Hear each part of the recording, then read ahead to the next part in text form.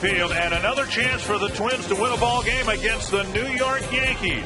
The Twins have found it hard to sweep opponents, and now they'll try to make it very difficult for the Yankees to sweep them. Dick Bramer along with Burt Blyleven for the final game of this three-game series. And again this year in the season series, it seems like the only thing smaller than the margin of defeat for the Twins is the margin for error when they play the Yankees. I'll tell you what, against the New York Yankees, you cannot make any mistakes. You have to make every play because the Twins have actually played the Yankees pretty good. It always seems that the Yankees get that big hit at the end of the game where the Twins maybe had some opportunity in the beginning of the game. They maybe put some pressure on the Yankees, and it's the Yankees that always seem to put the pressure on the Twins. Now the Twins in the month of April had the American League Pitcher of the Month in Francisco Liriano. The pitcher tonight for the Minnesota Twins, the starting pitcher Nick Blackburn, should get some consideration for the month of May. Well, a big win here tonight would really help. He's 4-0 so far in the month of May, an ERA at 2.67. And Blackie, he's the only pitcher to beat the Yankees yet this year, so he'd like to do it twice here in the month of May.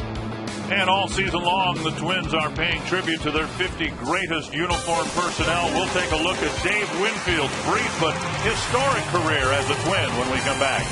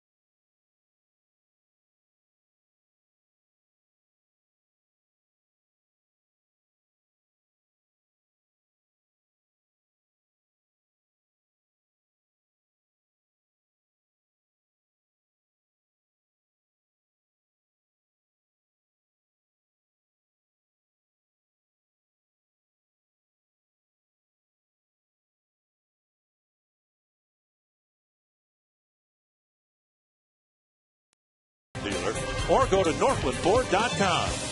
By Menards, save big money on all your home improvement needs at Menards. By GMC, we are professional grade. And by Anheuser-Busch, want to go home with me tonight? I'm the designated driver. Budweiser, responsibility matters. Minnesota trying to avoid their first sweep in their new home at Target Field. Final game of the series against the Yankees just moments away.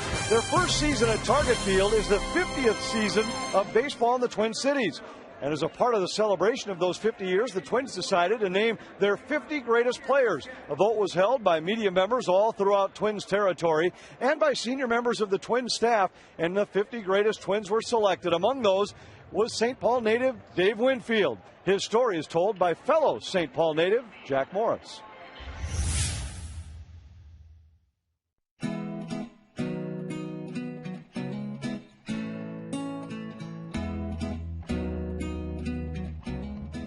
Dave Winfield was one of the greatest athletes to ever play the game. He was long and lean with a torrid swing and stride so powerful it couldn't contain his famous no-eared helmet. He possessed both a menacing glare and a smile that could light up the entire ballpark.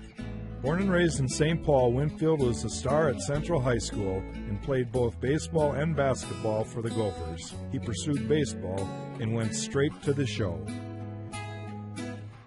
His Hall of Fame career included 12 All-Star appearances, 7 Gold Gloves, and a World Series title. Dave's 22 big league seasons included 2 back home. Though his stay in Minnesota was short, it is where he made history.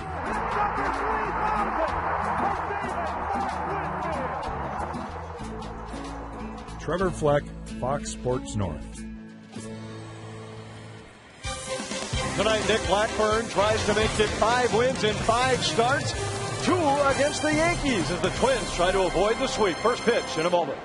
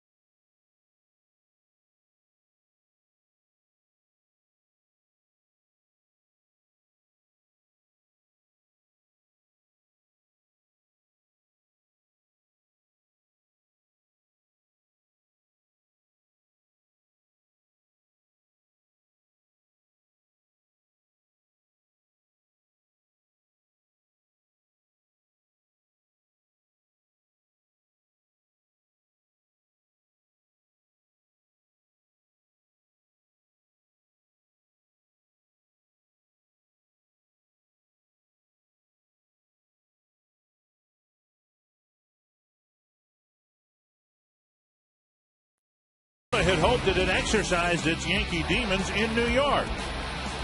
But it's been the same story this week at Target Field as the Yankees handed the Twins their first series loss at home this season. Tonight, the Twins trying to get the bats going as they get one final crack at the Yankees. Losing a one-run ball game is tough. Losing 3 in a row is very tough. And when you lose 2 in one day, as the Twins did yesterday, you'd like to get back to the ballpark as quickly as possible and make up for all of that. We'll see if the Twins can win the final game of this series. The Menards batting order for New York. Derek Jeter leading off. Brett Gardner hitting second. Mark Teixeira hitting third. Alex Rodriguez, the cleanup hitter. Then Robinson Cano, Nick Swisher, Juan Miranda, Francisco Cervelli, and Kevin Russo. And the Dodge-Ram scouting report on Nick Blackburn making his 9th start of the year. Looking for his 6th win. He's 5-1 on the year. Currently on that 4-game winning streak we talked about in the pregame. 4-0 with a 2.67 ERA. And what he says, he's been throwing easier. Not trying to put too much pressure but throwing easier and keeping that ball down in the strike zone. 13 walks, 15 strikeouts for Blackburn in 54 innings pitched. So a contact pitcher. Absolutely perfect weather. We had it yesterday. We have it again today. Just a glorious late spring day in the Twin Cities area. And the Twins hope to finish this series with a win. Jeter standing in, and we're about ready to go.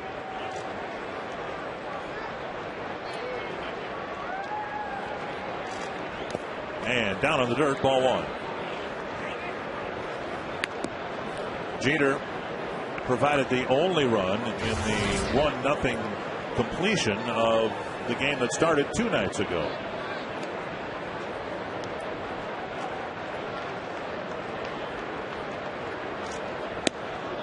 Outside, 2-0.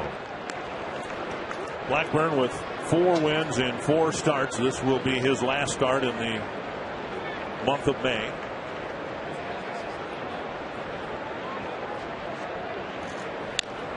Came inside, got a foul ball, 2-1. He can be the first Twins pitcher with 6 wins this year. His ERA seems to be plummeting after every start. So all the arrows pointing in the right direction for Nick Blackburn. Yeah, Blackburn making his 75th career start. All of them with the Twins. And now 3-1. Well, you don't want to walk that leadoff hitter. Again, walks have not really hurt Blackburn this year. Again, 13 walks in 54 innings pitched. Maurer will sit outer half of the plate. Well, they're going to sit inside. And a solid single to center for Jeter. Well, that's a tough pitch right there. You know, every time I come out of that bullpen, I wanted that fastball down and away, and that's a hittable pitch right there, only because he has to throw a strike middle in, and Jeter took it right back up the middle. Northland Ford defense for the Twins. Jason Kubel, Denard Span, Michael Kanier in the outfield. Alexi Casilla getting the start at third. J.J. Hardy, Orlando Hudson up the middle, Borno at first, and Maurer behind the plate. Nick Punto ready to play. In fact, Ron Gardenhire promised us he'd be in the starting lineup tomorrow, but Casilla gets the start there tonight. Here's Brett Gardner. And strike one. Let's take a look at this first pitch right here. You're down 3-1, and then you try to throw a fastball that's going to end up plenty of the plate rather than going outer half of the plate and making them hit it the other way. This guy's such a good hitter, over 2,800 hits. He's not going to miss a mistake like that. Let's flip to left field. Almost right at Jason Kubel. He makes the grab, one away. Well, anytime you can get Gardner to pop up, that's a good thing. Blackburn does get a lot of ground ball outs. He's actually had 10 double plays turned behind him this season. We hope you're enjoying Twins baseball, and we hope you're enjoying it in Sony high definition. One gone, Jeter aboard, and here's Mark Teixeira.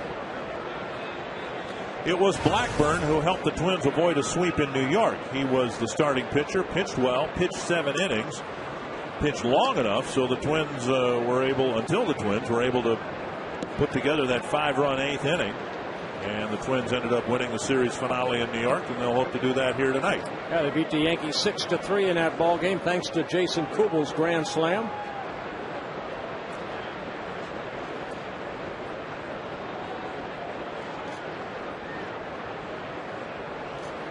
Outside, ball one. Well, this guy right here, Teixeira, has enjoyed hitting against Blackburn. 8 hits and 10 at-bats with a home run. There are the numbers right there. Teixeira hitting only 187 as a left-handed hitter. 4 of his 7 home runs coming from this side of the plate. And it drifts outside, 2-0.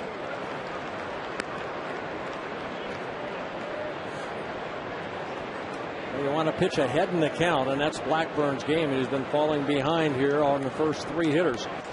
Blackburn 3-0 so far here at Target Field. This is his 5th start here.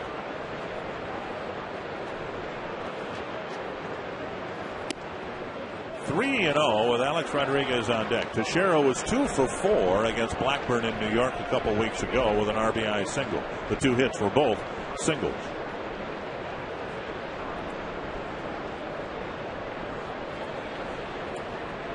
(3-0) and off-speed pitch Well, good 90 miles per hour, not an off-speed pitch. It hit the corner, 3-1. Again, Blackburn's always going to try to get some sink on that ball. And that fastball had a little movement on it. See if Teixeira can roll over one, get it maybe over to Hudson at second. Jeter goes, and the pitch lifted foul toward the tarp and over the tarp. It's 3-2. Well, the Yankees sent Jeter on a 3-1 pitch. Yeah, maybe a little hit and run put on right there. Jeter with 4 stolen bases in 5 attempts, but Joe Girardi moving them early. And he'll probably take off here. Blackburn very quick home, so maybe a strike him out, throw him out type situation for Blackburn.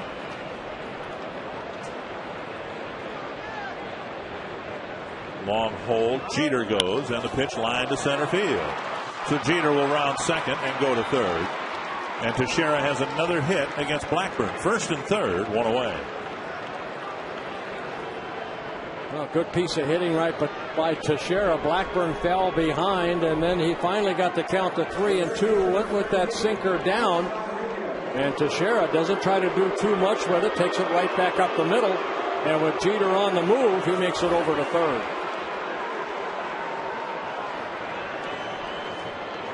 So Rodriguez comes up with runners at first and third and one away. And as great as Teixeira has been against Blackburn, for whatever reason, Alex Rodriguez has not had much success. He's gotten 3 hits, but in 12 at bats, Blackburn, who is not a strikeout pitcher, has struck him out 5 times. And he delivers strike 1. I think in this series what we've seen is the Twins are trying to pitch him hard inside, and that's where Blackburn struck him out in New York. That good sinker down and in. If he does make contact, maybe he'll hit it on top of that ball and hit it over to Casilla. 0-2.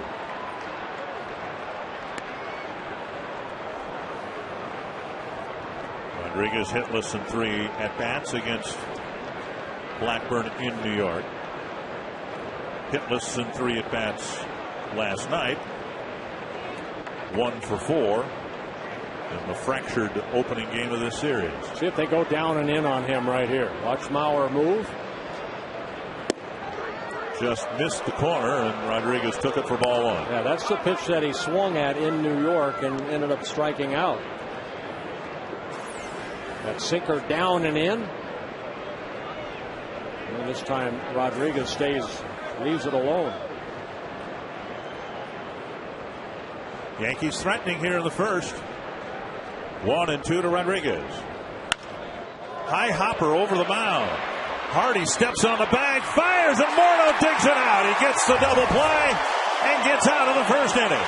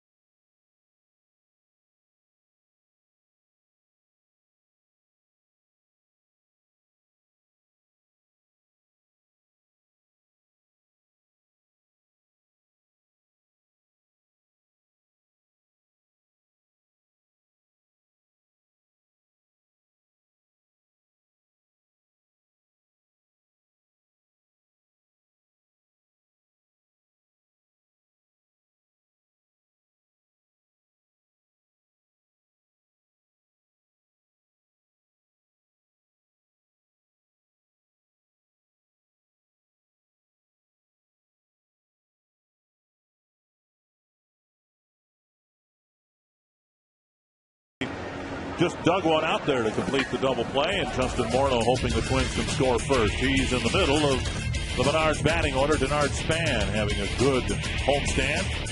Orlando Hudson, Joe Mauer, Justin Morneau, Jim Thome, Michael Kadire, Jason Kubel, J.J. Hardy, and Alexi Casilla. And the Jeeps got a report on Javier Vasquez making his 8th start, his 9th appearance, looking for win number 4 on the year. He's starting to find his rhythm. Over his last 3 starts, he's 2-1, but an ERA at 1.38. And he last faced the Twins when he was with the Chicago White Sox back in 2008. Actually lost that ball game to the Twins, but he is 6-6 in his career against the Minnesota Twins. Inside to Denard Span. Span has done his part. He got on base 3 times in the nightcap, or in the second game of this series. 3 hits in the first game, and the average climbing toward 300. 1-1. Vasquez says he's fine. He injured his finger in his last start. Made a start, and a very good one, against the New York Mets. But he curled his finger around the bat and tried to bunt, and he got hit in the index finger of his pitching hand.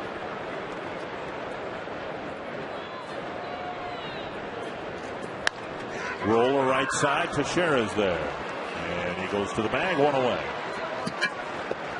Northland Ford defense for the Yankees, and Teixeira, Gold Glover at first base. Russo in left, Gardner in center, Swisher in right. Alex Rodriguez, Derek Jeter, Robinson Cano, and Mark Teixeira around the infield. And with Jorge Posada out of the lineup, Francisco Cervelli becomes the everyday catcher. 1 gone, and here's Orlando Hudson.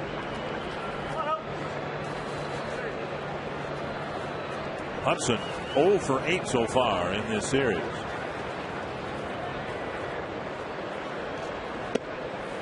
And strike 1. And Hudson has a lot of at-bats against Vasquez. 18 at-bats. He's been able to get 5 hits with a home run.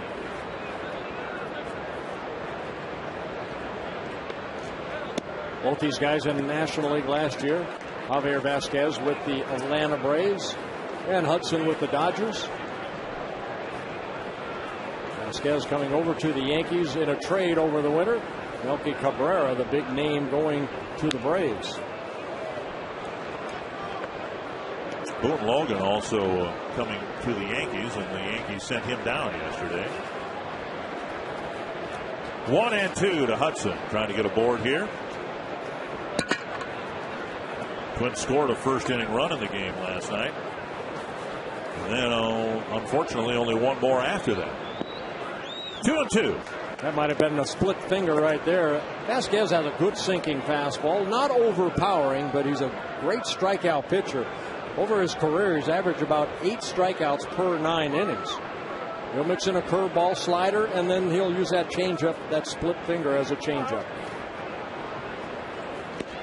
And he checks the swing, and it's a full count with Mauer on deck.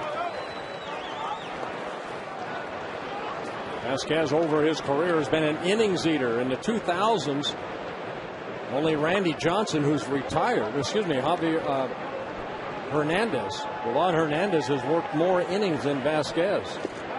And Hudson works out a 1-out walk, so the Twins get a base runner with the middle of the lineup coming up. And the middle of the lineup, top, bottom, they are in a prolonged home run drought. Well, we've seen some balls that look like they maybe could be home runs, but here at Target Field, it's been pretty stingy. Twins have hit a lot of balls to the warning track. Saw Morneau, Hardy, and then Joe Mauer taking Rizzo right there to the warning track.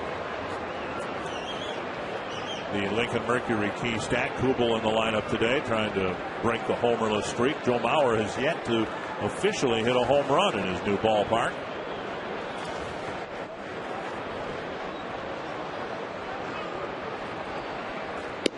And he takes it to knees, a strike. Now the Twins media relations staff has given us a long list of homerless at-bats or plate appearances. The Twins have gone 325 plate appearances without a home run. There have been 10 streaks longer than that in Twins history.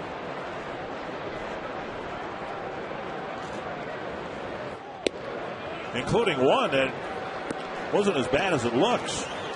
Twins had 448 plate appearances without a home run in 1981. They hit a home run on May 30th and didn't hit another one until August 11th.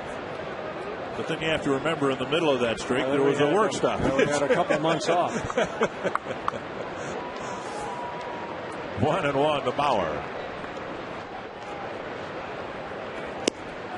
Close pitch taken for ball 2. So Vasquez dozen pitches, just 5 strikes. Dealing with Hudson, who he's already walked, and Mauer with a 2-1 count.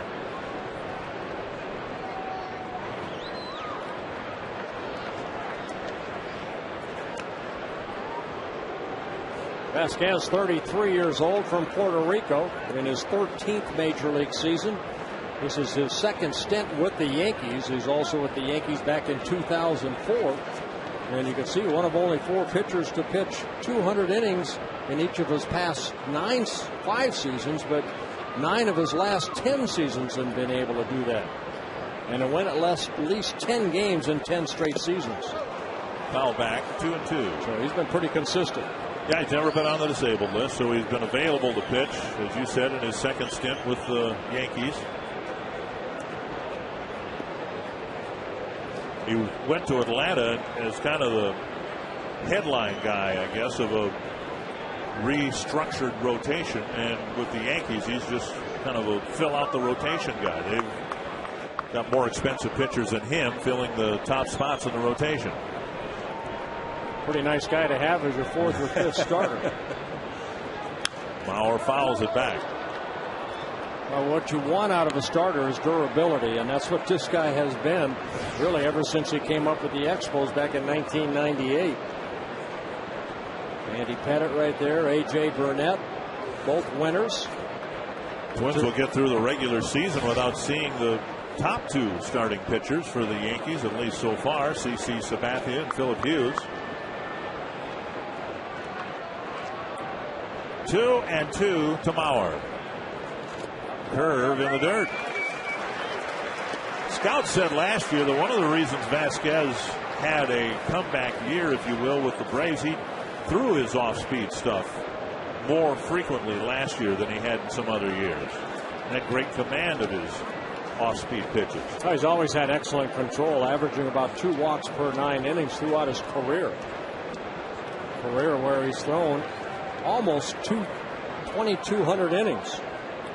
Full count to Mauer. Hudson goes, and the pitch lined over the head of Cano. Hudson didn't go for the decoy, and he'll go to third base. Cano looked like he tried to decoy the runner into sliding into second base, but Hudson got a good read and scampered all the way to third. Well, there really can't be a decoy right there. If Cano catches it, Hudson's a double play. So Hudson, watching the ball off the bat, knows where Cano is. Cano, tries to decoy him, but Hudson knows this ball is hit over his head, and he makes it over to third base. So the Twins doing the same as the Yankees did in the top of the inning, putting runners at the corners with 1 out. And Mauer at the plate. Morneau at the plate. With Mauer at first and Hudson at third. Outside, ball 1. A rarity last night for Justin Morneau. He went 0 for 4. He never got to first base. And to give you some idea how good he's been at getting on base, it's the first time in 2.5 weeks he never reached first base. Man, great numbers against Vasquez. 14 for 40 with 6 home runs. On the outside corner, 1-1.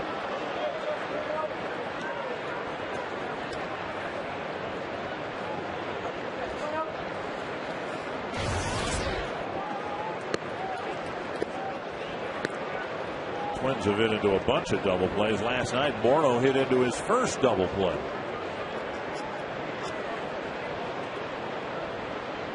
1-1. And now 2-1. That's one area that has really hurt the Twins. They've hit into 57 double plays, more than any team in Major League Baseball.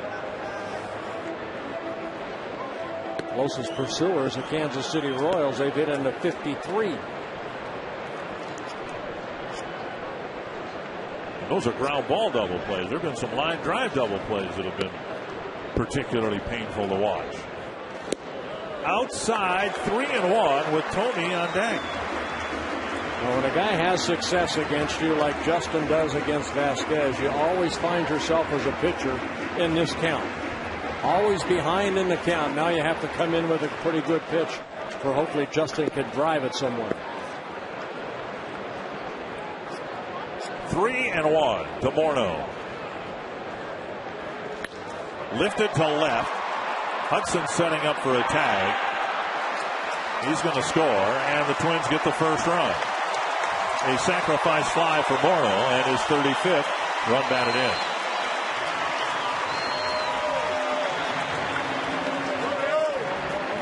And now that'll bring Tomey to the plate with 2 out and a man aboard. Yeah, Vladimir Guerrero leading the American League with 42 RBIs. Justin picking up his 35th, 5th in the American League in that department. Tomey back in the starting lineup. Been mainly a pinch hitter for most of this homestand.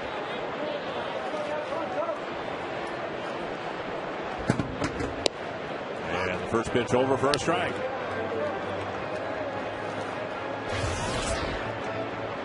Vasquez and Tomey, former teammates with the White Sox. Hudson's walk leading to a Twins run. Bunch of shakeoffs here with Vasquez taking signs from Cervelli. 1-1. 23 pitches, only 11 strikes for Vasquez.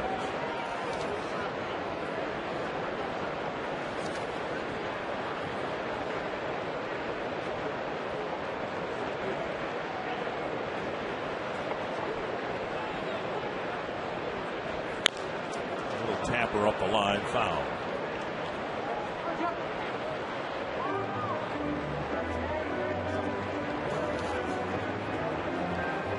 Twins have scored just a couple of runs. They came in the night game yesterday against the Yankees. That's kind of been one of their problems against New York. Far too few innings, like the big 5-run 8th inning that led to their only win so far against New York. If Tomey can extend the inning here with a 1-2 count.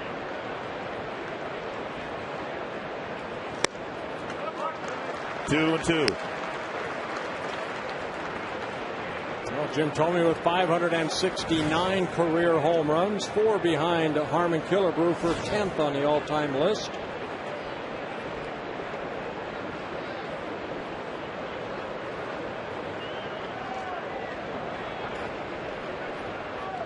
Two and two. Ripped to the glove of Teixeira. An absolute rocket. And Teixeira picked it off before it reached the right field corner.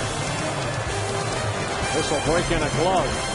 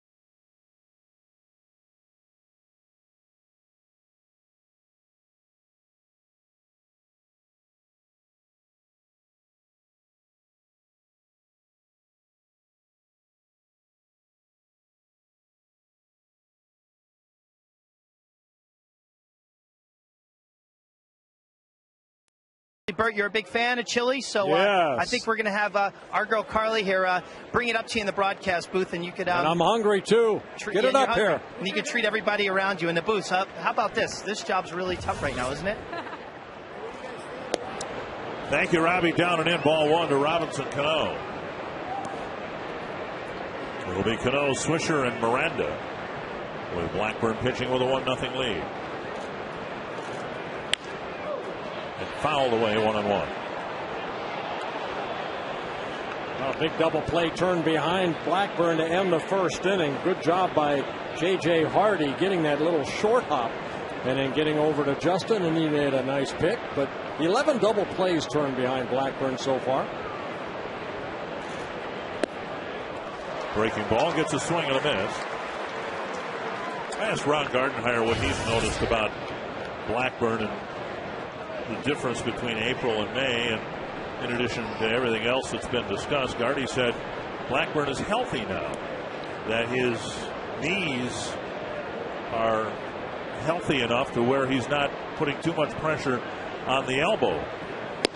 Just off the inside corner. Remember, right about the end of April when he left to be with his family and had a little family situation that needed his attention, he had some problems in the back of his elbow, and they have determined now that became, because of his mechanics, a little messed up because his knee wasn't feeling 100%. Well, Blackburn's a guy that doesn't really overstride. He does a good job of shortening that stride up, and that creates that good downward plane. A guy that gets right on top of that baseball, and his success is down in the strike zone. He and pitching coach Rick Anderson looked at a lot of films, and they tried to back off a little bit. Don't try to throw the ball so hard. Just let it come out naturally, and you'll get a lot of those right there. Ground ball outs. Right to Orlando Hudson for the first out of the second inning. And that'll bring up Swisher. In the windup right here, you'll see a little bit of a hesitation right there, and that allows kind of his body to catch up, and you can see he doesn't really have that long a stride, so he does a good job of creating and staying on top of that baseball. But when Ron Gardenhire described the transition that Blackburn has gone through, it reminded me again, we talk so much about a pitcher's arm and how it's their bread and butter, and the elbows and the shoulders, and of course when you've had a situation like Joe Nathan this year, the major elbow surgery, you think of a pitcher's arm, but it really is the whole body, isn't it? Oh, yeah. You've talked many times about how so much of a pitcher's strength comes from the legs, or the lower part of your body. Part of your body. Just off the outside corner, 1-1. Ron Coomer, Blackburn straight over the top as a former hitter. What are you looking for out of Blackburn? Well, just what you said, Bert. He's got a short stride, and he stays on top of the ball. And the one thing, as a hitter, the one thing that I always found, a good sinker ball pitcher, you always feel like you're on him pretty good, and then you end up taking a good swing, and what do? You do what just happened. You hit a hard ground ball right at an infielder, and all of a sudden you're like, man, I was on that pitch, and just that last late movement ends up grounding out. High fly into the beautiful blue sky here in the Twin Cities, out number 2. Well, Blackburn with a short stride, and I'm wondering if my eyes are deceiving me or not. Can we see from the mound itself how short that stride is in comparison to Vasquez? Because it looks like there are two different marks out there, two different landing spots for the right-handed pitcher's left leg. Yeah, some guys open up a little bit. Blackburn pretty much even right toward home plate. You'll see the two marks. That first one closest to Blackburn, that's where Blackie lands, and the other one is Javier Vasquez. The hardest part sometimes as a pitcher when you land the same spot. Ball 1. You can see Blackburn's right here, and then Javier Vasquez a little bit further out.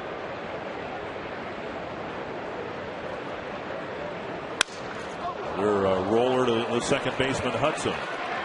And Blackburn gets a couple of ground ball outs. He's got a 1-2-3 second inning. 2 innings complete with 29 pitches.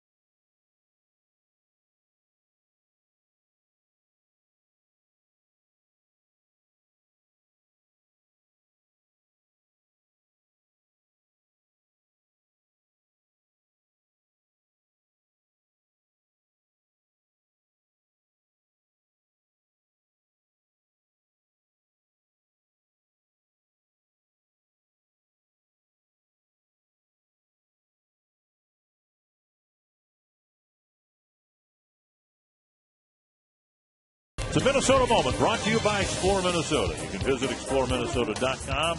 Plan your next Minnesota vacation today. That's the Wilderness at Fortune Bay on Lake Vermilion in northeastern Minnesota. Opened in 2004, its showcase holes are located on a high granite ridge with spectacular views of Lake Vermilion and the surrounding forest. Yeah, I have a bad hip. That's a driver right now for me. You're going to get your hip taken care of, though, right? Yes, I will in October. Michael Kadire lead off the second inning.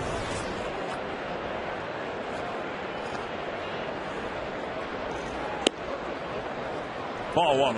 You and I both played in Harmon Killebrew's golf tournament on Monday, and I discovered something. I'm breaking in a new set of irons. It's a great thing when you're playing with people you've never met before, swing and a miss, and you've got that excuse, because when you're a club or two off, you've got, built-in excuse. Hey, I'm just breaking in these irons. I don't know how far they go. Kadire, Kubel, and Hardy facing Vasquez here in the second. What the Twins want to do here against the Yankees is keep adding on. I think what we've seen, the Twins, sometimes they'll take a lead, but then, they're unable to just make it a 3 or 4-0 lead rather than a 1-0 lead. A souvenir for that young lady.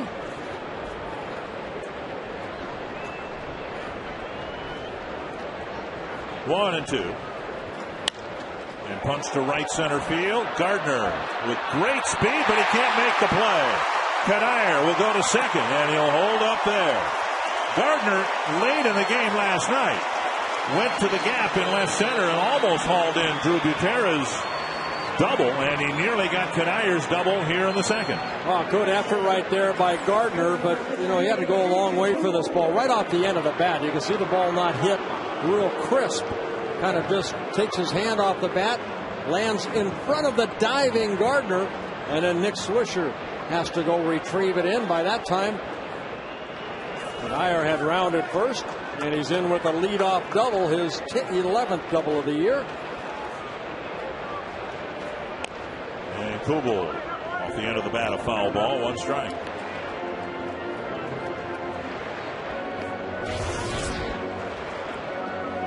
Kubel 4 for 23 lifetime against Vasquez, but 2 of the 4 hits have been home runs. Kubel's job right here, get Kadire over to third. We've seen the Twins do this too, not able to get that guy over. You want to try to pull that ball on the right side of the infield. And of course, Vasquez is going to pitch him hard away. Ron Coomer, so much attention paid to the Twins not hitting home runs. Going through a stretch like that, they really need to do a better job of situational hitting, don't they? Bert, you're exactly right. And Dick, the big key to me is doing it all game, not just late in the game, but all game. And Dick, when you bring that up, sometimes a big ball game like this is win or lost in the second inning, third inning. To me, these early innings, for us to score a couple runs, like you guys both just said, very important. I think right now, Cougs has to do a good job with situational hitting. 2-1 to the Twins left fielder. That's why you look back to that first inning, Bert and Ron, if you're still with us.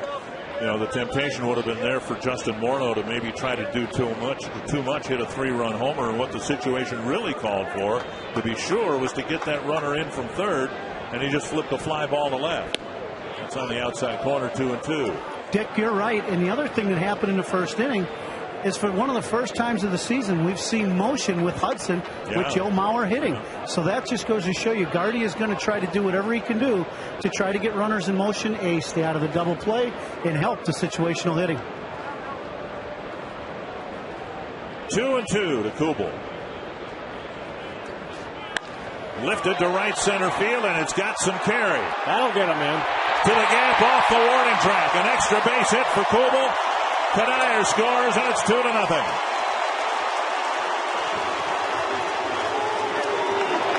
Now that's moving him over right there. An RBI double for Jason Kubel, his 5th double of the year. And Vasquez left a slow breaking ball that Kubel kept those hands back nicely and went down, and an uppercut swing.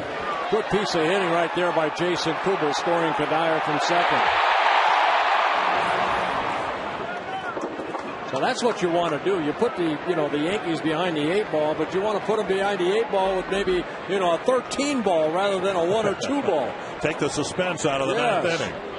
Here's Hardy, and he takes a breaking ball on the outside corner. Now, what we've seen from Hardy before he got hurt, of course, the fact that he is a baseball player and he has a very good awareness of what his job is here now. Same thing as it was for Kubel, to make sure he moves the runner up a base. Yeah, we saw this in spring training. This is something that he really works on.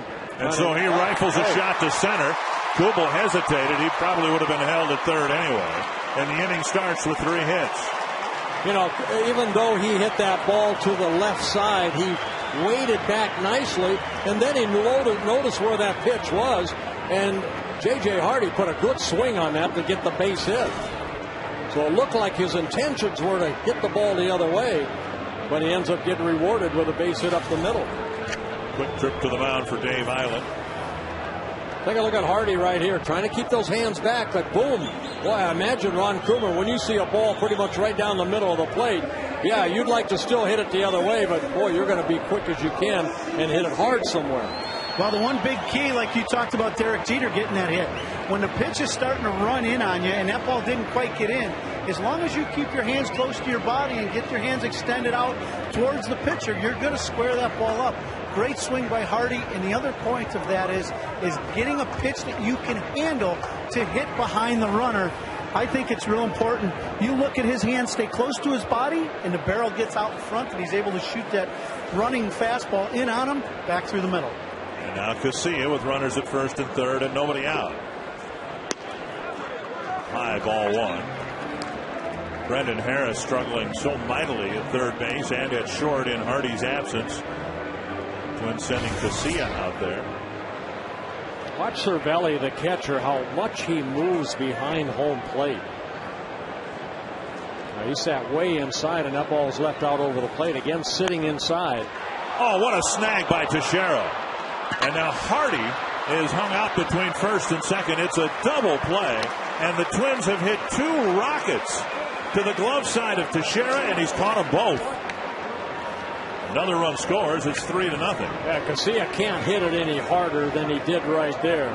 Kubel does score from third base, but watch Teixeira get off, keep that glove down, lunges for it, diving for it, steps on the bag, and now it's a force out. Derek Jeter ends up tagging out J.J. Hardy, but boy, Casilla hit that ball sharply for that double play. 3-0 Twins, and here's Span with the bases empty and 2 gone. Strike 1. The first time through the order, the Twins have 4 hits and a sacrifice fly and a walk. And the last 3 outs have been recorded on 2 absolute bullets headed into the right field corner.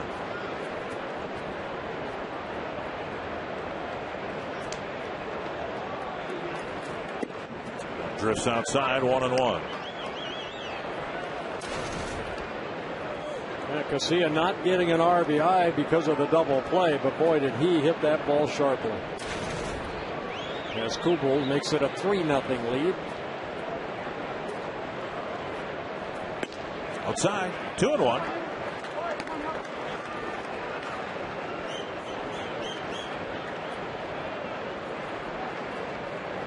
So a good first trip through the batting order for the Twins against Javier Vasquez, who gave up just 1 hit against the Mets in his last start. 3-1 with Hudson on deck. When we were in New York, the Yankees had the opportunity and the pattern of sending Vasquez out for the final game of the series. But Vasquez has not enjoyed pitching in the new Yankee Stadium, to the point where there are suspicions that the Yankees are very cautious about giving him a start in their home ballpark. They did everything they could in their just completed homestand to avoid running him out there to make a start. Hey, he's made only 2 starts there, though. That's the thing. I mean, he's got a 9.35 ERA. He's 1-1. I mean, that puts a negative in your thought process right away. This one over Teixeira and into the right field corner. And the Twins are ripping apart Javier Vasquez. Span looked like he was going to head for third. He'll hold up with the 3rd double of the inning.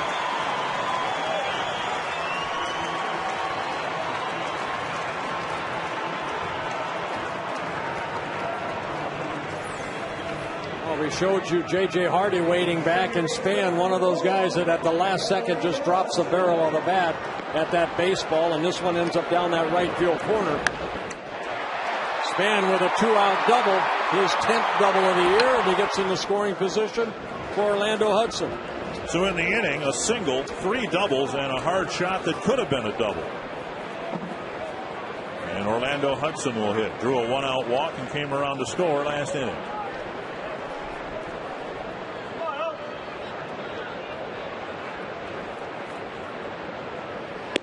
Strike on the inside corner. And Vasquez's 2 starts at Yankee Stadium. His first in the middle of April. 4 earned runs, 5 in the 3rd innings, and he was booed by the Yankee fans in his Yankee Stadium debut. And his second start against the White Sox was worse. He gave up 3 home runs. 1-1.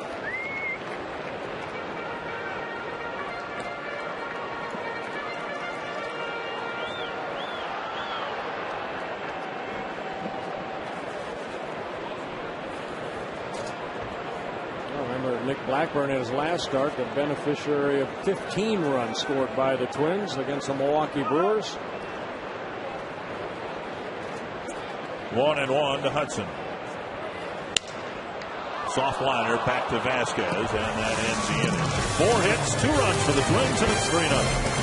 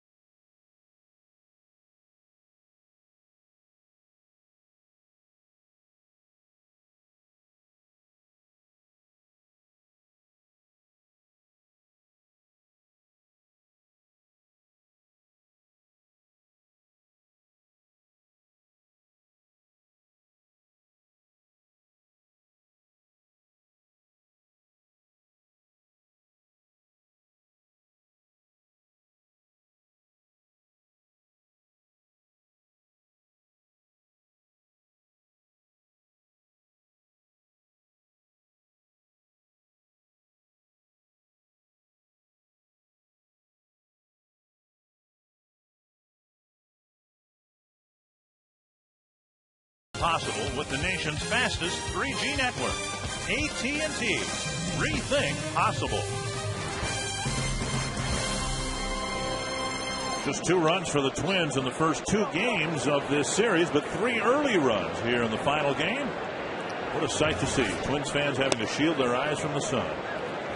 And as we begin the top of the 3rd inning, Francisco Cervelli facing Nick Blackburn. Blackburn misses ball 1. And we're happy to be joined by Lieutenant Eric Roski of the Minnesota State Patrol. Everybody knows it's Memorial Day weekend, and everybody's focus is for everybody to enjoy the weekend, but get to your destination and come back home safely. Absolutely. That's what we're asking people to do, is enjoy the weekend, have a good time, but make a plan for a safe ride home. If you've been drinking, of course, wear your seatbelt. And with this road construction we've had this summer, certainly allow extra time and try to have some extra patience as well. Now, Lieutenant Roski, you know, you're here for click it and ticket, but I wear my seatbelt. I would feel like I'm naked if I didn't put my seatbelt on. And, you know, you watch and you're looking at me like, you know, don't get me for a misdemeanor, but I do wear clothes when I put my seatbelt on. But how can people not put on a seatbelt? Well, I think sometimes there's just that feeling of invincibility. They think I've never been in a crash, so it's not going to happen to me. Those things happen to other people, but as we see all too often, you have tragic consequences when people don't buckle up. Now, how much of a focal point is that going to be for officers? And I asked this because a couple of weeks ago I was driving through Maple Grove. There's a called third strike, and the Cervelli takes a called third strike, and a squad car passed alongside of me. And the officer tugged at her shoulder belt, the seat belt, right, as if to say, "Are you wearing yours?" And I was. I always do. Yep. But I'm wondering whether that's going to be more of a focal point here as we go through the holiday weekend. Well, it certainly is. We just see a tragic number of fatal crashes that would not have ended that way had people worn seatbelts. So with the primary seatbelt law, that's what troopers and officers will be looking for. And strike one now to the number 9 hitter, Kevin Russo. What do people need to know to stay out of trouble and stay safe? Well, it's really pretty simple. We tell people the same 4 things. Don't drink and drive. Pay attention when you're driving. Wear your seatbelt and drive the speed limit. If we all do that, we could eliminate a lot of these fatal crashes.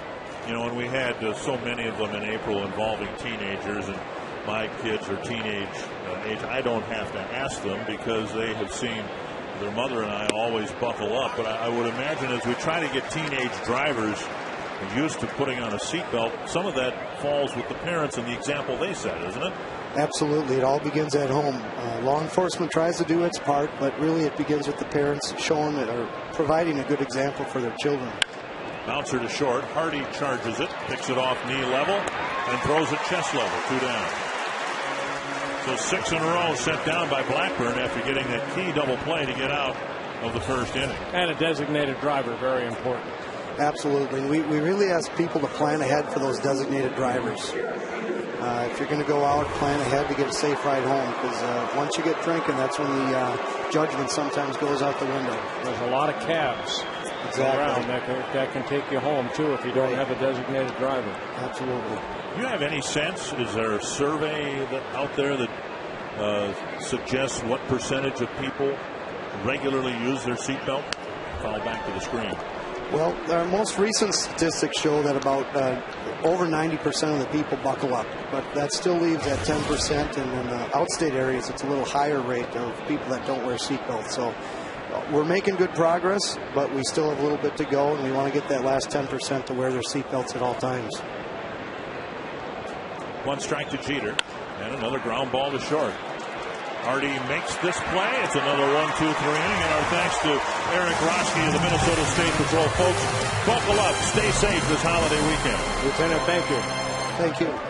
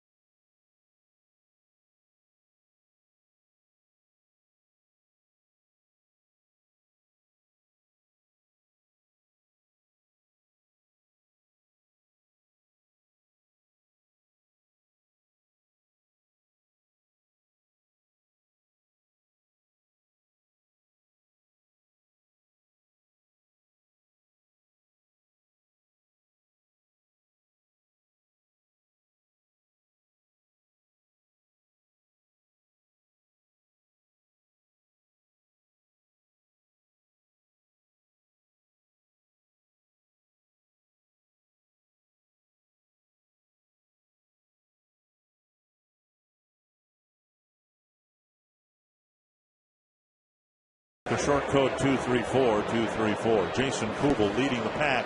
Boy, what a great night for my pick the stick winner. An RBI double and a run scored. So far, so good. Bauer, Morneau, and Thome facing Vasquez here in the third. We'll see if the Twins can keep adding on to that lead Bird was talking about. This one to left field. Russo is there to catch the liner for the first out.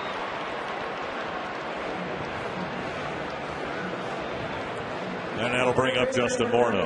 I want to pass along our condolences to the family and many friends of longtime Twin City sportscaster Tony Parker. Got word right before game tonight that Tony passed away today. And Tony was a legendary face and voice in this market. First at the Channel 9 for many, many years. Finished his TV career, I think, with Channel 4 several years ago. And Tony was a great guy, and we're very sorry to hear of his passing.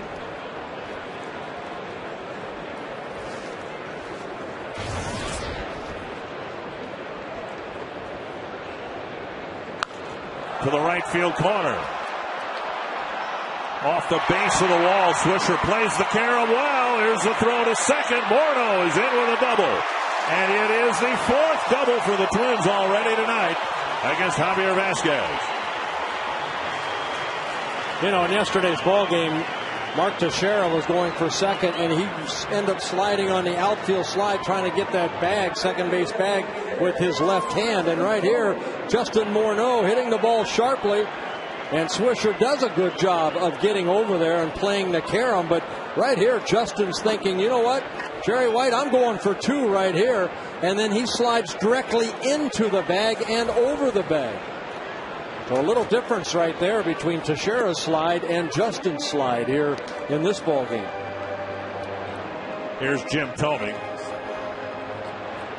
Thome hit a blistering line drive caught by Teixeira to end the first inning. Twins have had some very good swings and very good at bats against Javier Vasquez.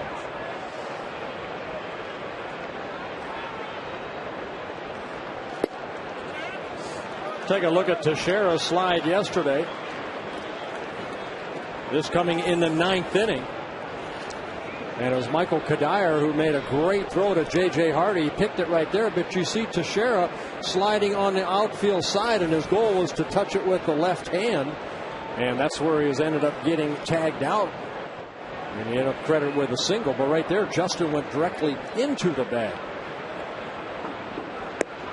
3-0, first base open, Kadire on deck.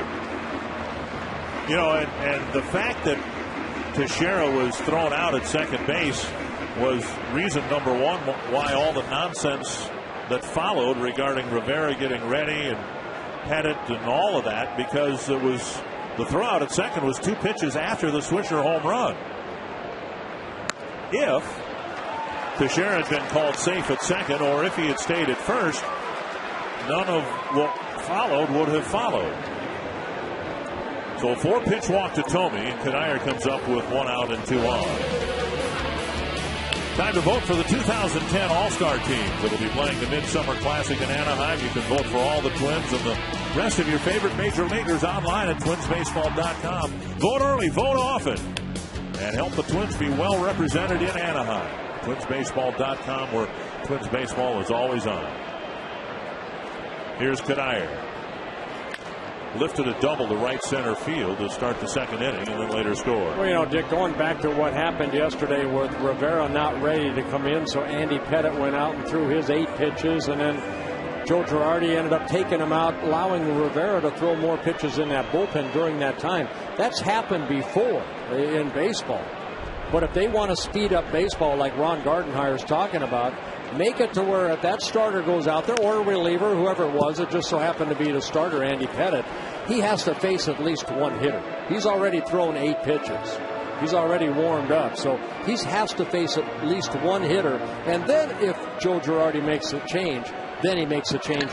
But as long as you touch that mound and you throw a ball home, you have to face at least one hitter. And that would help speed up the game. Much like if you bring a relief pitcher and they have to face one hitter before you can change them, right? Right. And that was my contention last night. The Twins have been written up for slow play when in fact they're one of the fastest teams out there. I can't believe that. And this is just a blatant example of a delay of game tactic that, you're right, has been used for 125 years. 1-2 to Kadire. Swing and a miss, and a big strikeout for Vasquez, and that'll give Kubel a chance. Vasquez picking up his first strikeout of the ball game. Found a little extra right there and went fastball away, and looked like it had some good movement on it. Kadire swinging through it. Cervelli sitting outside, and Kadire swinging through that fastball.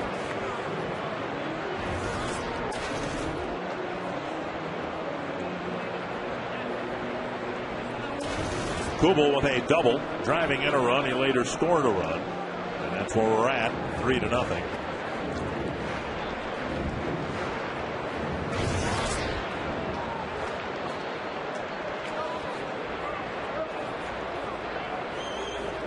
Kubel driving in his 23rd run of the season. Big swing on a pitch left up, and it's fouled straight back. You know, everybody knows we haven't had a lot of success against the New York Yankees. And Dick, you mentioned golf earlier. We played in Harmon Killer's golf tournament.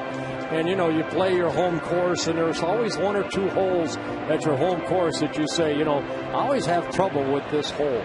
And so there's that little bit of a negative thought before you even tee off and look at the hole. There's that negative thought. And I think that's what the Twins are running through with the New York Yankee organization. They've just run into a bad hole, and you need good things to happen. You need to birdie it a couple times before you can get that negative thought out of your mind. High fly to deep right field. Swisher going back, and he has room on the edge of the track. And Swisher doesn't know how many outs, but he had a really good throw back toward the infield. Wow, very nice. 2 left on. It's 3-0.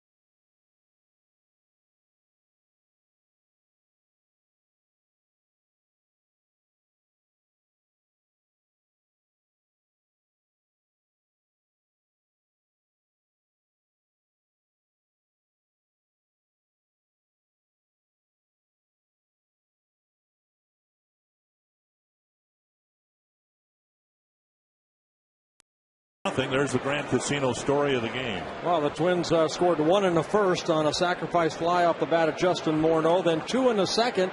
RBI double by Jason Kubel, and then the double play turned by Teixeira. I mean, great double play, but the Twins scored 2 in that inning. And Nick Blackburn so far 6 ground ball outs of the 9 outs he's been asked to get. Missing ball 1. It'll be Gardner, Teixeira, and Rodriguez. I want to follow up your discussion about where the Twins are, and they've got that tough hole, using a golf reference. On the other side of the coin, here are the Yankees, and it seems like they catch a break when they need it. They get the big hit when they need it. And did anybody think that they weren't going to score the next run after the Twins hit into a double play in the 8th inning? I think, isn't there, as negative as the thoughts might be for the Twins with that tough hole coming up, They're the Yankees, and they have to feel just as positively that something is going to break their way. Yeah, they're looking at a par 5 that's probably about 420 yards, and they know they're going to birdie. Right. You know, that's what their thoughts are against the Minnesota Twin organization right now. 2-1. So the Twins have to build some trees on that par 5 that they can hit into. Gardner slaps a single to left field to lead off the 4th inning. Second Yankee leadoff hit. Jeter singled to start the first. You can send us a question or a comment at carsoup.com/baseball. Leon England from Keene, Minnesota, wondering how infielders know whether to play in or back, and who tells them what to do and when to do it. Well, you can see, you know, Teixeira's up. He's not going to bunt. So Casilla at third base. He's going to play back a little bit, give him the line, because Blackburn's not an overpowering pitcher. He's going to have a tendency more to pull that ball. So Casilla's going to switch over maybe a little bit because J.J. Hardy is playing pretty much up the middle. And that kind of helps, you know, the ground being covered right there by the left side of the infield. And Hudson playing a deep second base. They're looking for the double play ball right here. As was the case in the first inning, Teixeira has had great success against Blackburn as in a hitter's count, 2-0. And now 3-0. Teixeira singled sharply against Blackburn in the first. The Yankees had runners at first and third, one out, and then Blackburn got the double play ball off the bat of Rodriguez. Yeah, he fell behind 3-0, came in with a fastball, which Teixeira took. And then the 3-1 pitch got the base hit. Popped him up on a 3-0 pitch. Span comes in. And a big swing by Teixeira on 3-0 on a pitch that was down and away from him. Yeah, not the green light pitch you'd like to swing at.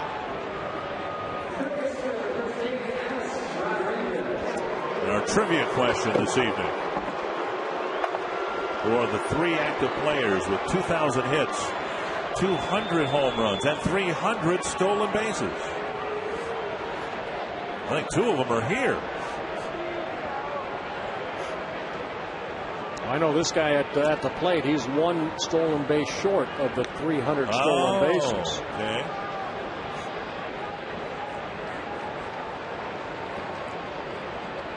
Rodriguez hit the chopper up the middle.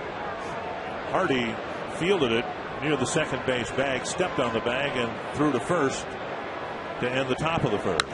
And now fouled over the Twins dugout. Well, of course, Derek Jeter was 1. And I thought Rodriguez had the stolen bases. He's at 299. See, those guys in a truck are trying to trick us.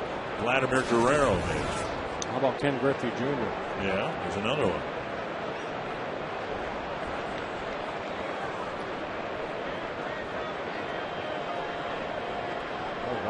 Speaking about Guerrero, he's been red hot for the Texas Rangers.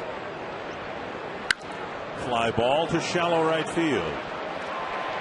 You know, who would have thought, with Cuddyer making the catch, who would have thought that if the Angels were going to miss anybody, it would be Guerrero? Everyone thought that, well, they're really going to miss Sean Figgins signing with Seattle, but it's Guerrero with the Rangers that has really been the most hurtful non-signing for the Angels. And he's went to Texas and put them in first place right now, and the Angels just trying to get back to 500. Now, we have not seen Brett Gardner try to steal a base. He has 17 stolen bases in 19 attempts. Now, because of maybe Teixeira and Rodriguez right up. Now, keep an eye right here on Gardner.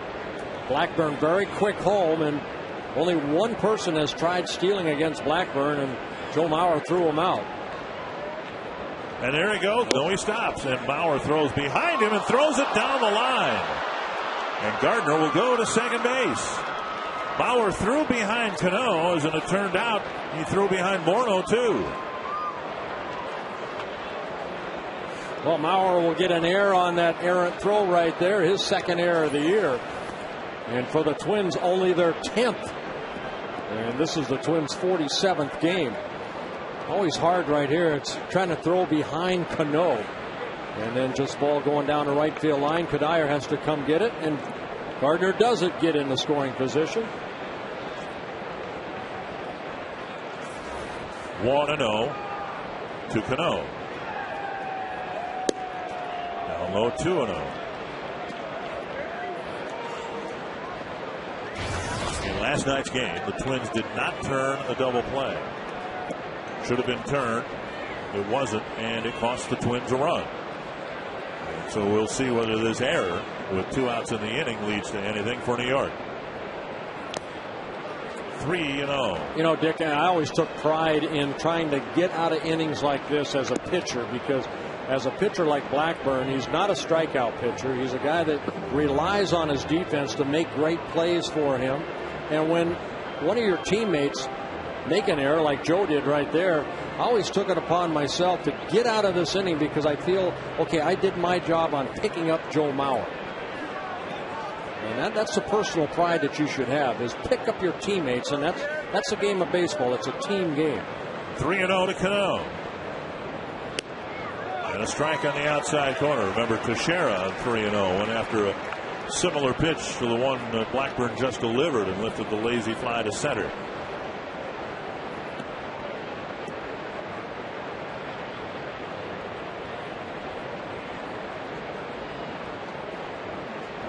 And 1 to Cano. There's a base hit, and it'll lead to a Yankee run. Span scoops it up. Cano delivers a 2-out single, and it's 3-1.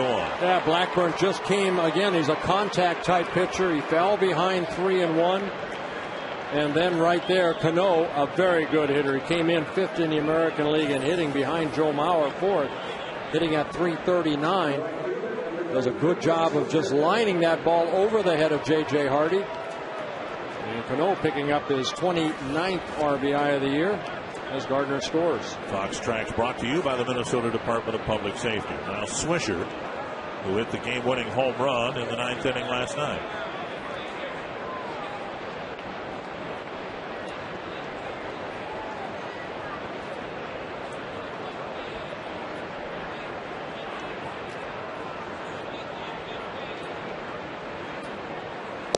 Inside a ball. Swisher hit his home run against John Roush, the Twins closer, last night. And after the game, Roush stood there and faced the music, if you will. He took all the reporters' questions. Here's Rick Anderson to the mound.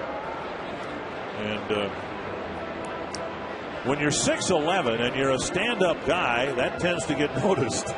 He took all the questions and talked about how disappointed he was in the execution of the pitch that ended up costing the Twins the ball game. Well, he said it was his 4th pitch, best pitch, and that's what upset him. Minnesota Twins youth training camps are back in 2010, and they include the chance to play at Target Field. Training camp's mission is to bring quality baseball and softball instruction to the kids in Twins territory. For all the dates and locations, log on today to twinsbaseball.com and register for a Twins training camp near you. Oh, Rick Anderson, a pitching coach, going out there and reminding maybe Blackburn of something that he saw from the dugout.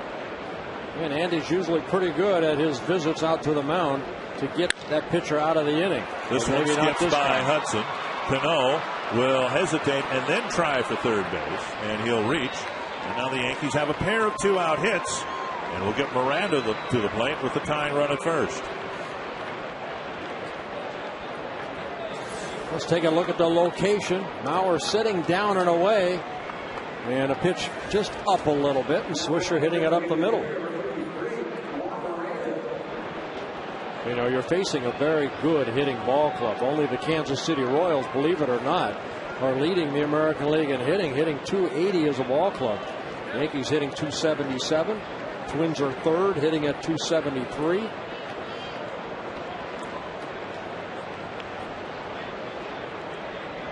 Yes, I said it right. Kansas City is leading. Well, Billy Butler is just having a fantastic year for the Royals. Miranda with 2 outs. And down low, ball 1. But again, in Kansas City, it's the pitching staff again. I mean, they're last in the American League as far as combined ERA. There's a sign of some hope, though. Luke Hochevar's pitched a little bit better, and Gil Mesh is pitching better. Greinke, of course. You expect him to pitch well.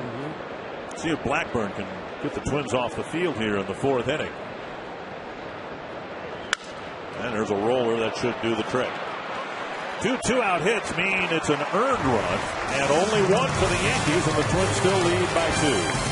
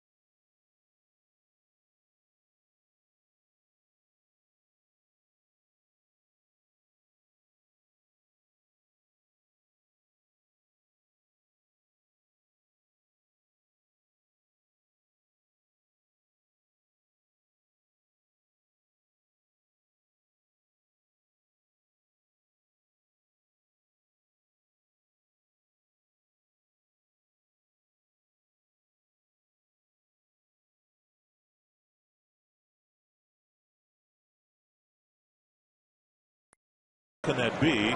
Every seat's filled. It's paid attendance. There's some comp tickets that are out there for all the games here at Target Field. So the sellout totals are different from night to night. There's standing room seats here as well. Yeah, I'm just looking down the left field line, Dick, and you know you have the Budweiser deck up there, but then underneath the numbers that have been retired, a lot of people standing right there on the rails.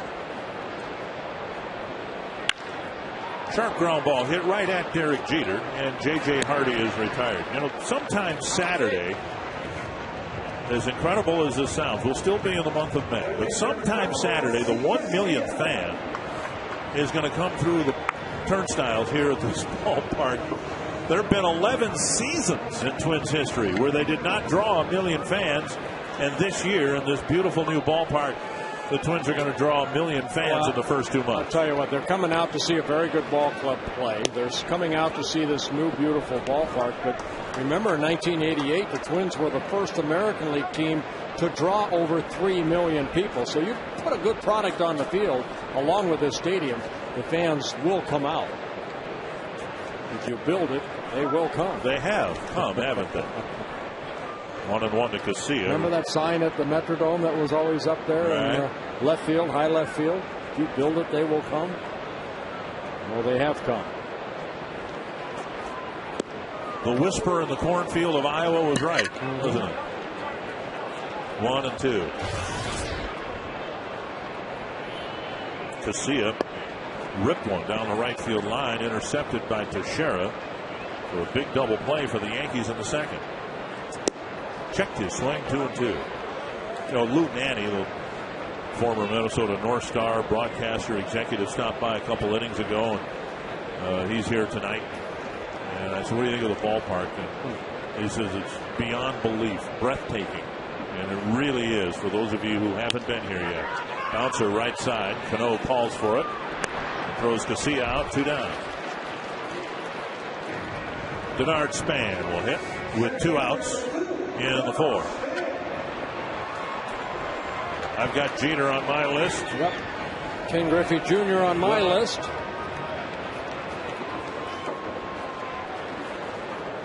And the answers are Derek Jeter.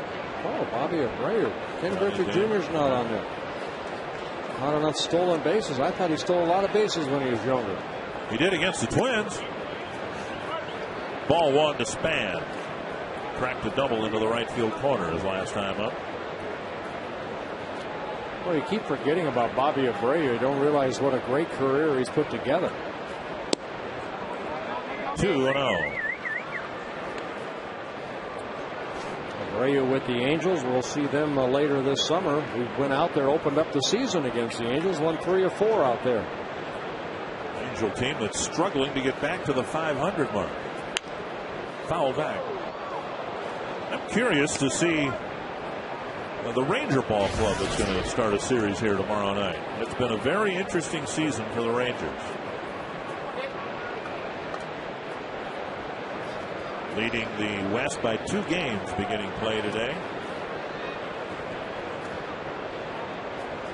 Span fouls it again, 2-2.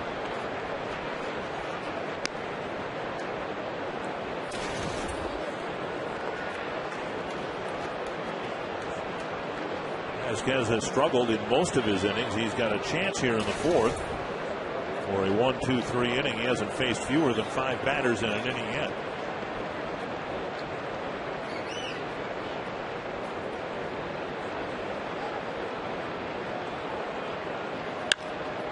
Another ground ball. 3 of them in the inning. Vasquez has his first 1-2-3 inning. Today's game is brought to you by Budweiser, official beer of the Thirst Inning. Let's check out the crowd through the Thirst Inning fan cam and see who's enjoying the game and why. Budweiser, it's what we do.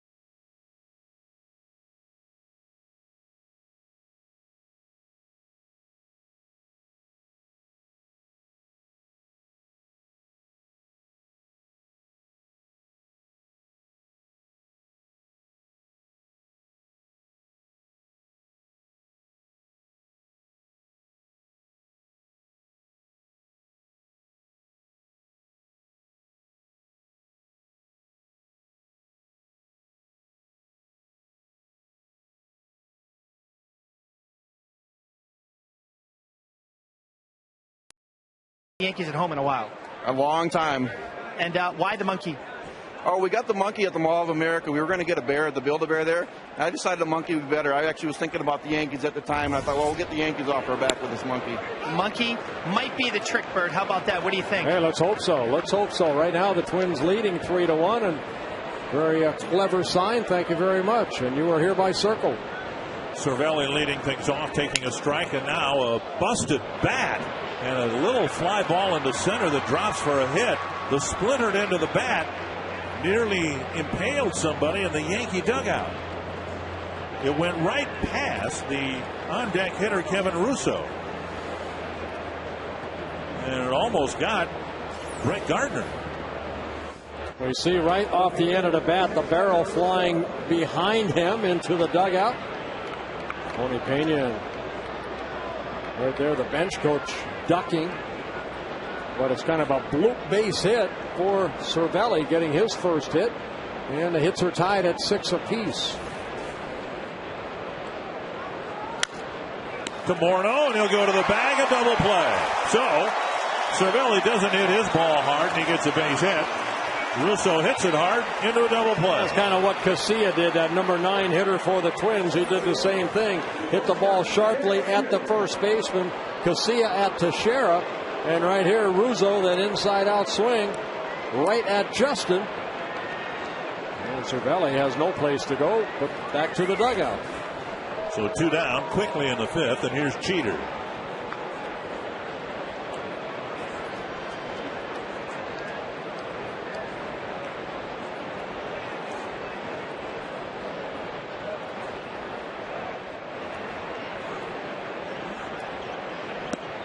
Down and away, ball 1.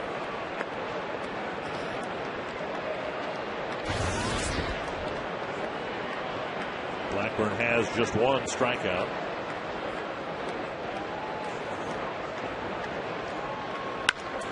And Jeter gets his second hit. This one running toward the gap, but Span cuts it off. And it's a 2-out single here in the 5th. Here's tonight's Cabot Woodstein legendary performance. On this date in 1968, Major League Baseball expands outside the confines of the United States when the National League announces the addition of Montreal to the league. San Diego's also awarded an expansion team.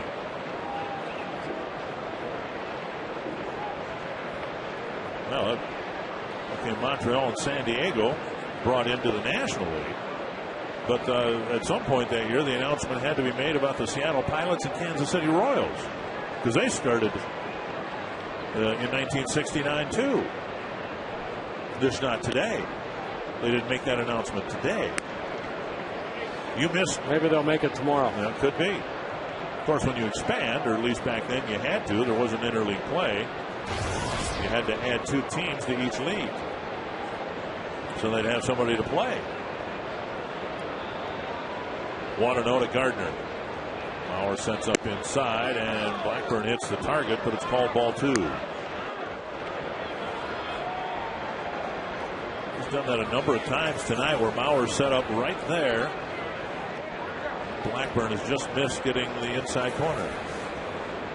Well, Scott Berry behind the plate tonight. I think the last couple of days we've seen that pitch get called. Now that tells me as a pitcher, if Berry's not going to give me a little bit on the inside like that, how much will he give me away? So now I'll try to work that ball away. I'll go in for a purpose, but then I'll go away if he gives me 2 or 3 inches off that plate. See where Mauer sits this time. Pretty much right down the middle. Give me a good pitch, and it's a strike. Now, Yankees have 7 hits, all singles.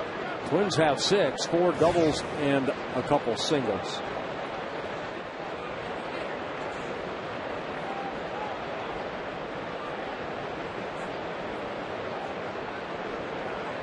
Three hits in the 4th inning, 2 here in the 5th against Blackburn. 2-1 to Gardner. 3-1 with Blackburn nemesis Mark Teixeira on deck.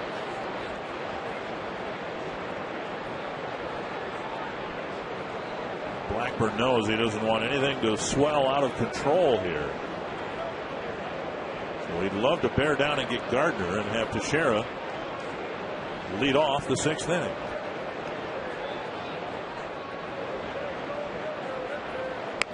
Three and 2. Well, not a bad pitch to take right there, but because now Jeter having a conversation with Mick Callagher at first base.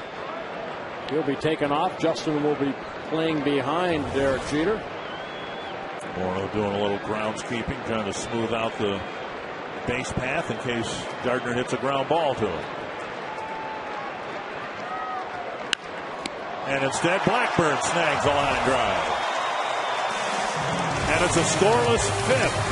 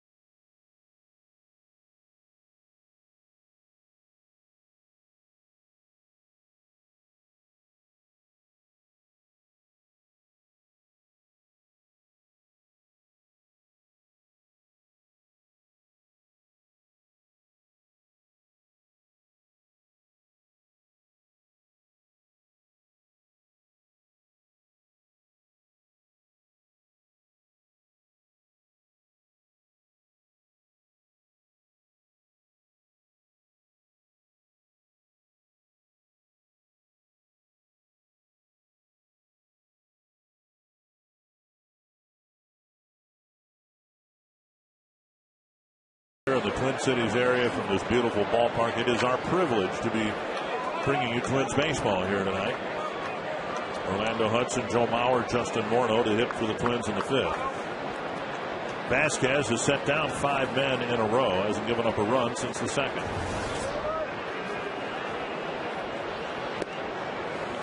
And you see it from veteran pitchers like that. You have to get them early, and the Twins able to put 3 runs on the board over the first 2 innings. Now Vasquez settling down a little bit. Vasquez making his 393rd Major League start. Foul back, 1-1.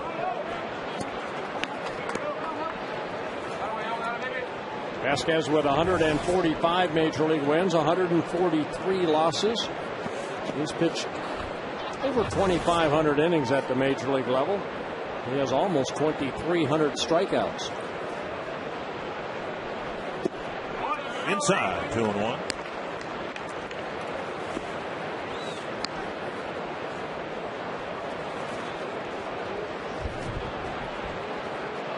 Scott Berry picking up a loose baseball near the Yankee on deck circle.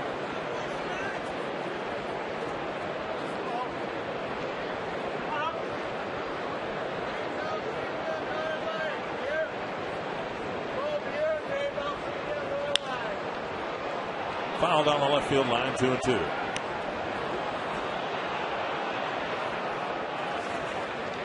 Smiles all around. Vasquez struggled in the first inning, struggled in the 2nd and 3rd. Let's hope to see him sweat a little bit here in the 5th. Check swing, 3-2. Hudson drawing the key walk in the first inning. Vasquez had retired Span. Hudson walked, and then the Twins got a base hit and sacrifice fly to get the first run of the game. Bauer on deck. Yeah, the 6th 3-ball count for Vasquez in this ball game.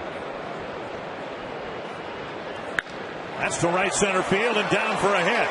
It's going to run the gap. At least 2 for Hudson.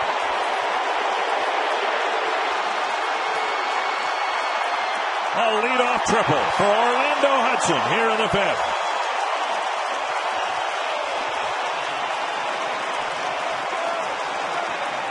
You know, with the Twins not hitting the long ball, they are hitting the extra baseballs here tonight. 4 doubles, and right here on a 3-2 pitch, good swing right here by Hudson, splitting that gap in right center field, going all to the wall. The ball falls slowing down a little bit, and Hudson chugging all the way over to 3rd with his 2nd triple of the year. So Hudson at 3rd, nobody out. Mauer to the plate. And the Yankees look like they're going to have the infield in here. Yeah, it's still one of the most exciting plays, I think, for a fan to see, is that ball hitting the gap, and then a guy like a Speedy Hudson, you know, going from 1st to 2nd and then having a slide into 3rd. A lot of the fans here at Target Field on their feet watching Hudson get that triple. Mauer with a solid single to left and a line drive caught by the left fielder Russo so far tonight. Down and in, ball 1.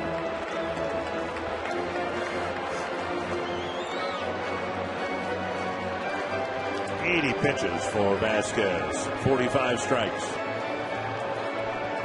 See the Yankee outfield playing Mauer to hit the ball to the opposite field.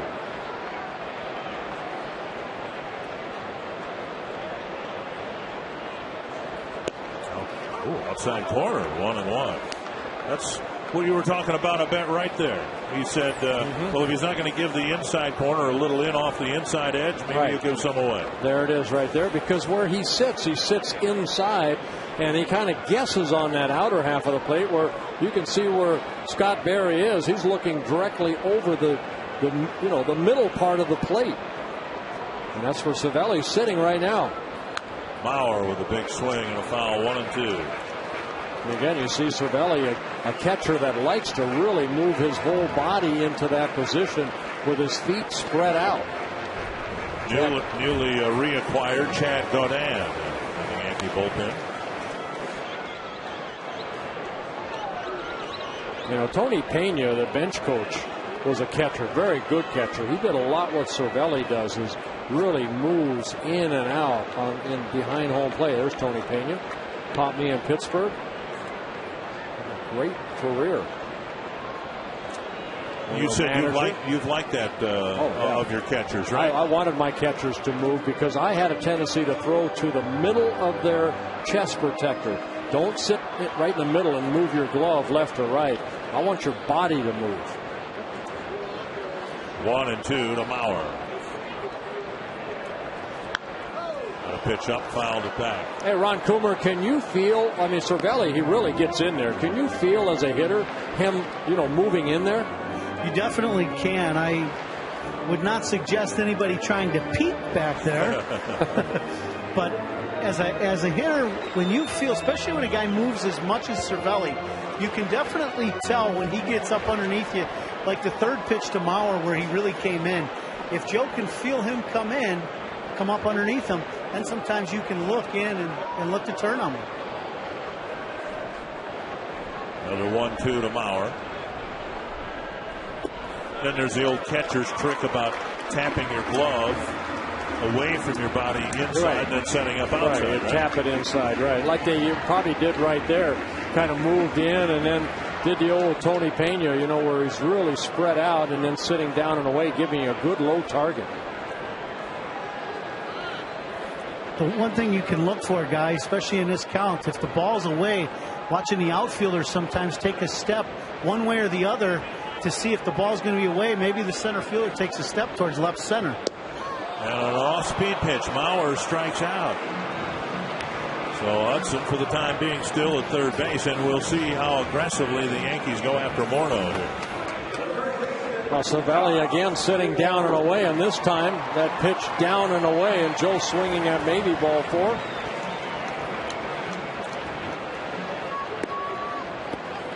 Infield still in, and here comes Dave Island, the pitching coach, and they may be discussing strategy here and what Vasquez wants to do with first and second base open, and Morneau in the box. Well, numbers don't lie. Again, Justin 15 for 42 lifetime against Vasquez, and I'm sure Island's out there saying, you know what, hopefully it's not, hey, if you want to pitch to him, don't give him anything too good to hit. You might as well walk him and look for the double play.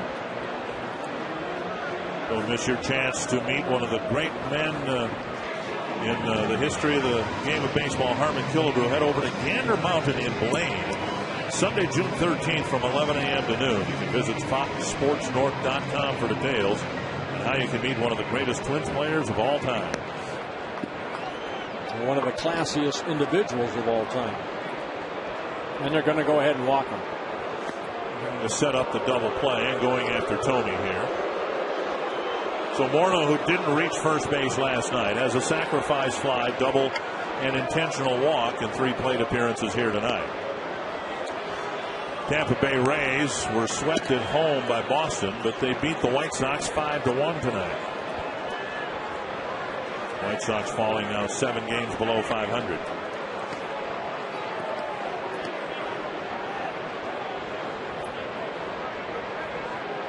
Third walk issued by Vasquez, but this one obviously an intentional walk, and Tomey will come up. Tomey's ripped the ball once to Teixeira and then drawn a walk himself.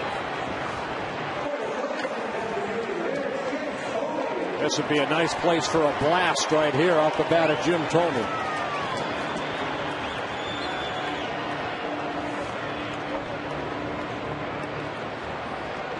Tomey 6 for 23 against Vasquez with 2 doubles and 2 home runs.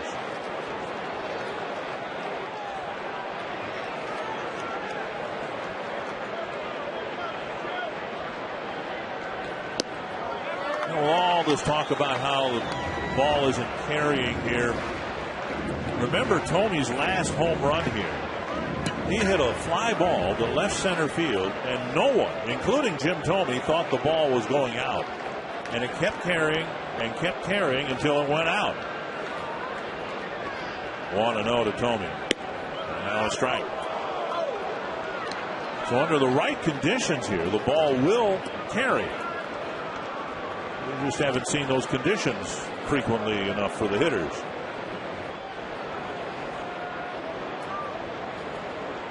1-1 with Vasquez trying to pitch around a leadoff triple.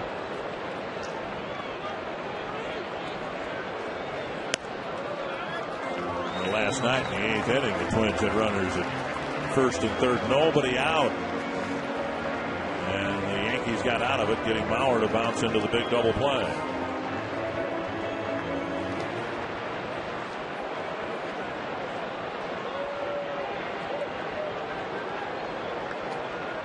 Two and one. Rip to right. Swisher is there. Tagging and scoring is Hudson, and Thome drives in a run with a sacrifice fly to make it 4-1. Yeah, all you wanted Jim Thome to do is get the ball airborne right there, because he's a guy that, you know, Joe Girardi and the Yankees were hoping would hit on the ground because of his lack of speed, maybe turning a double play, but instead Thome gets a sacrifice fly, driving in his 17th run, and the Twins get the run back that the Yankees scored in the 4th and now have a 3-run lead. Here's Kadair, a double and a strikeout. Vasquez got him to strike out in a key spot. First and second, one out in the 3rd inning. Strike on the outside corner.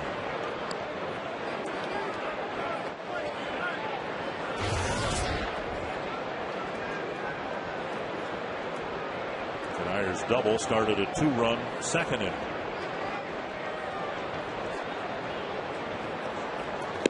Way out in front of a curveball. 0-2.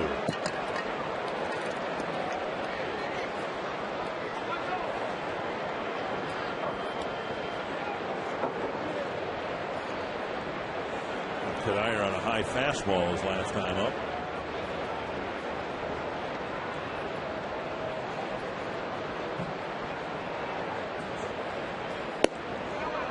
One and two.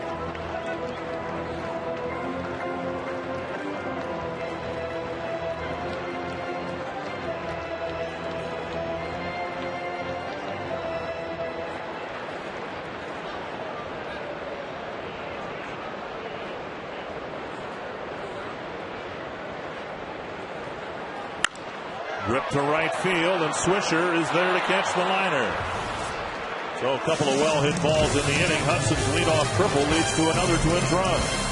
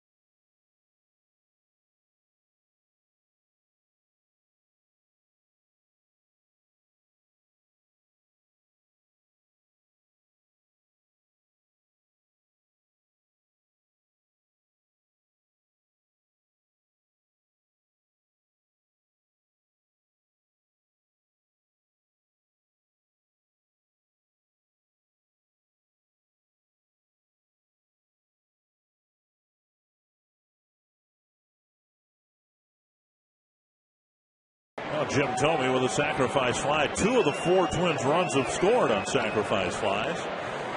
And it's a 3-run lead as we go to the 6th inning. Teixeira, Rodriguez, and Cano facing Nick Blackburn. Deep to right center field. And off the warning track, Teixeira has a first pitch double to start the 6th inning. All the more reason why it was critically important that Blackburn get Gardner because Teixeira continues to have good swings against Nick Blackburn. Yeah, it's a fourth inning in 6 innings now that the Yankees have been able to get their leadoff hitter on. Sinker down and away. Teixeira with that uppercut swing finds that gap. Span waits for it to come down.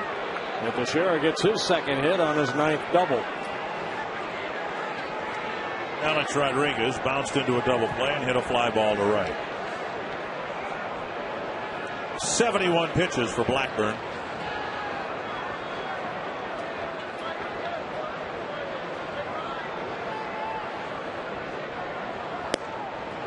Just missing the outside corner.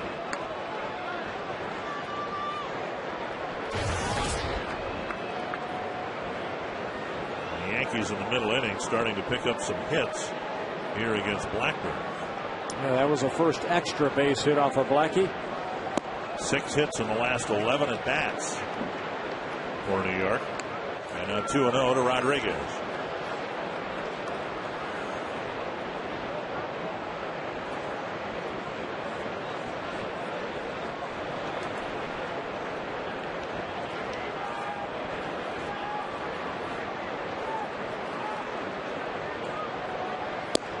There's the outside corner, 2-1.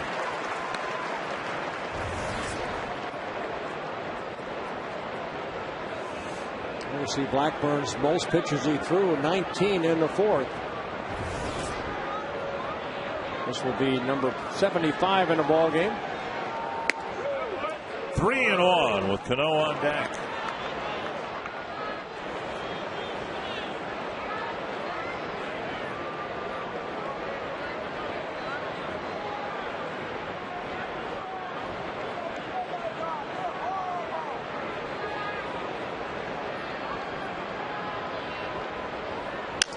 Little pop-up short center. In fact, it's Hudson making the catch, and Rodriguez continues to be stymied by Nick Blackburn. It's funny, you got a third-place hitter who's going to get a hit or hit the ball hard every time up, it seems, against Blackburn, and a guy who's a very good hitter can't seem to duplicate that. Yeah, that's a big out right there.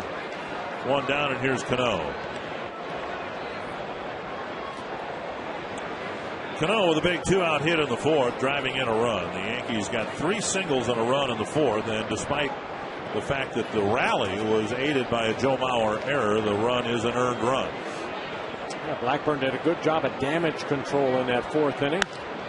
That's a fair ball, and Cano has a hit that's going to score a run. And the Yankees will have a pair of extra base hits. Cano stopping at second with a double. So it's 4-2, and the tying run will come to the plate, and Nick Swisher. Yeah, Cano picking up both RBIs in the ball game so far for the Yankees. Looked like a breaking ball, and Cano again a very good hitter, hitting that ball right down the first base line. Morneau playing off the line a little bit. You can see that ball hugging the line all the way down the center, down the right field corner. Teixeira scores, and Cano now with 30 runs driven in on the year. Swisher singled in the 4th.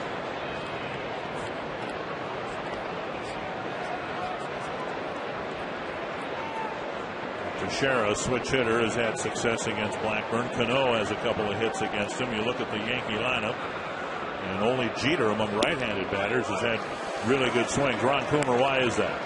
Well, you look at the way Blackie is thrown, all the right-handers, except for the pitch to Jeter that he shot through the middle, was up a little bit. The righties are having a tough time picking up the 2-seamer of Blackburn. The problem, though, is that pitch down in the zone is right in the wheelhouse of most left-handers. You saw that with Teixeira and Cano. And now it's going to be important that he doesn't throw that ball down and in at 2-seamer and leave it in the middle to Swisher. We saw yesterday what he can do with it. Blackburn had a couple of 1, 2, 3 innings in innings 2 and 3. He's having a tough time retiring back-to-back batters here. Sliced foul, and it's 1-2. Well, Blackburn last year, he worked 205 innings. First time he worked over 200 innings in a season. But he did give up 240 hits, the most hits allowed by an American League pitcher. So, Blackburn's going to give up more hits than innings pitched. Coming into the ballgame, 64 hits in 54 innings pitched. Right now, 9 hits allowed in 6 1/3 innings. Got him looking.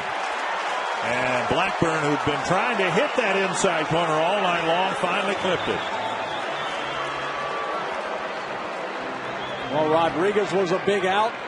And here, Nick Swisher, a big out. That fastball had plenty of the plate. And Blackburn picks up his 2nd strikeout. How many times have we seen him go in there and just miss, and he picked a good spot to finally hit it. 2 down, and here's Miranda. A couple of ground balls to Hudson so far for Juan Miranda.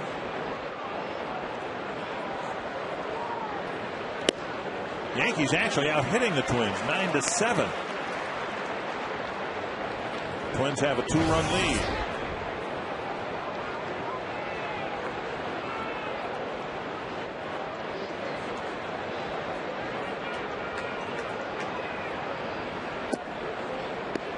Changeup missing low, 1-1.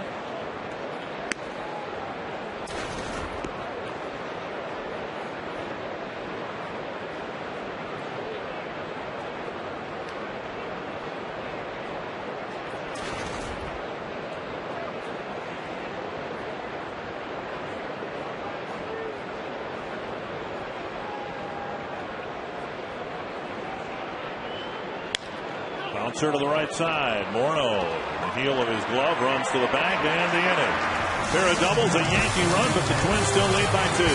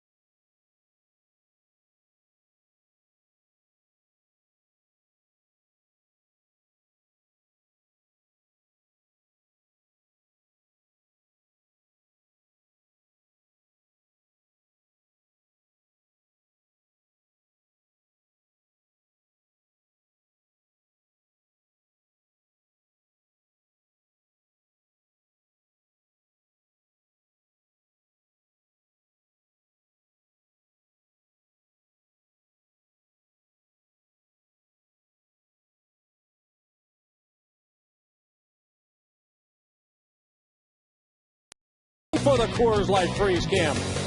Remember, Mark Teixeira in the first inning, or the second inning, off the bat of Jim Thome getting that line drive, and then Teixeira again acted at it. Right there, a nice turn of a double play stepping on the bag. And J.J. Hardy getting tagged out. Or Coors Light freeze camp. And Blackburn and Bauer talking the 6th inning over. Maybe looking ahead to the 7th. Kubel, Hardy, and Casilla will hit here in the Twins' 6th inning.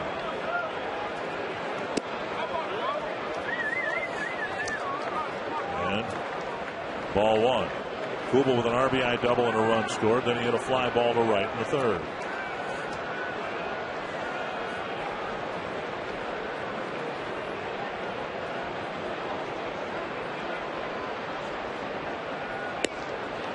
One and one.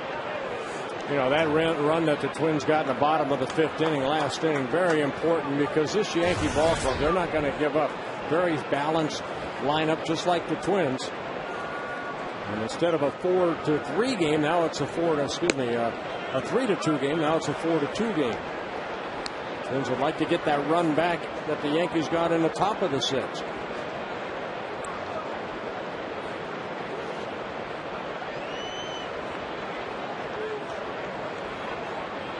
2-1. And Vasquez will step off the rubber.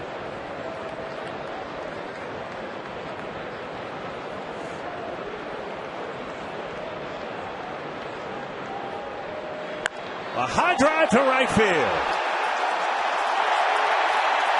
And the homerless streak is over.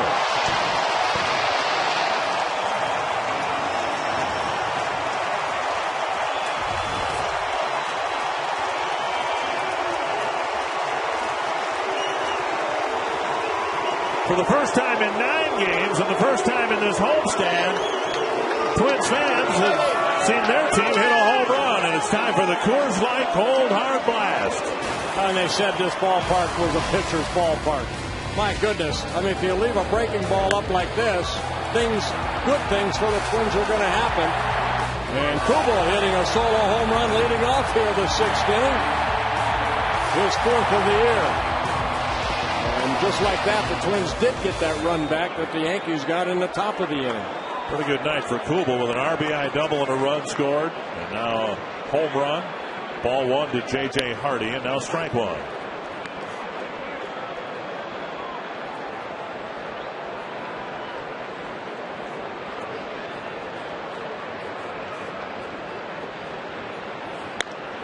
And poked foul off the bat of Hardy, who singled in the 2nd and bounced to short in the 4th.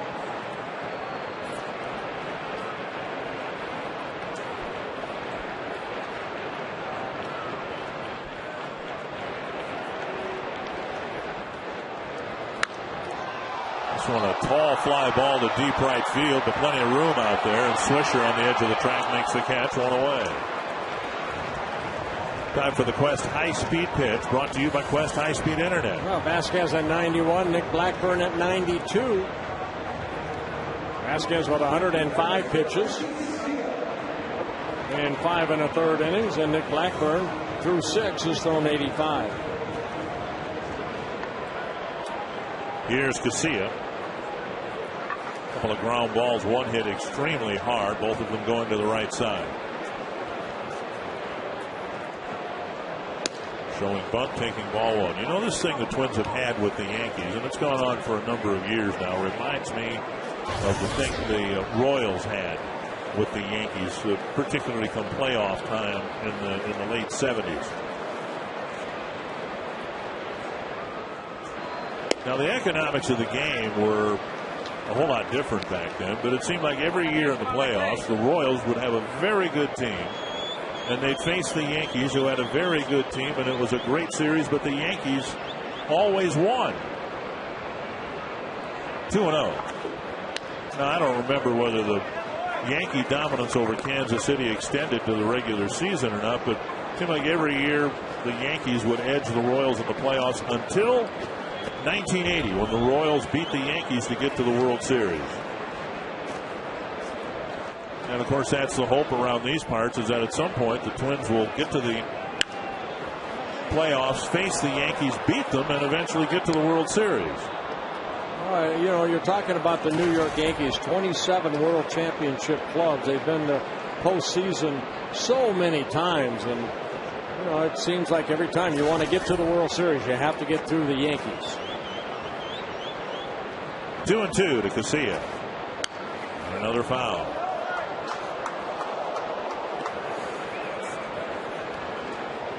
Again, Nick Punto expected to be the third baseman tomorrow night as the Rangers series opens up.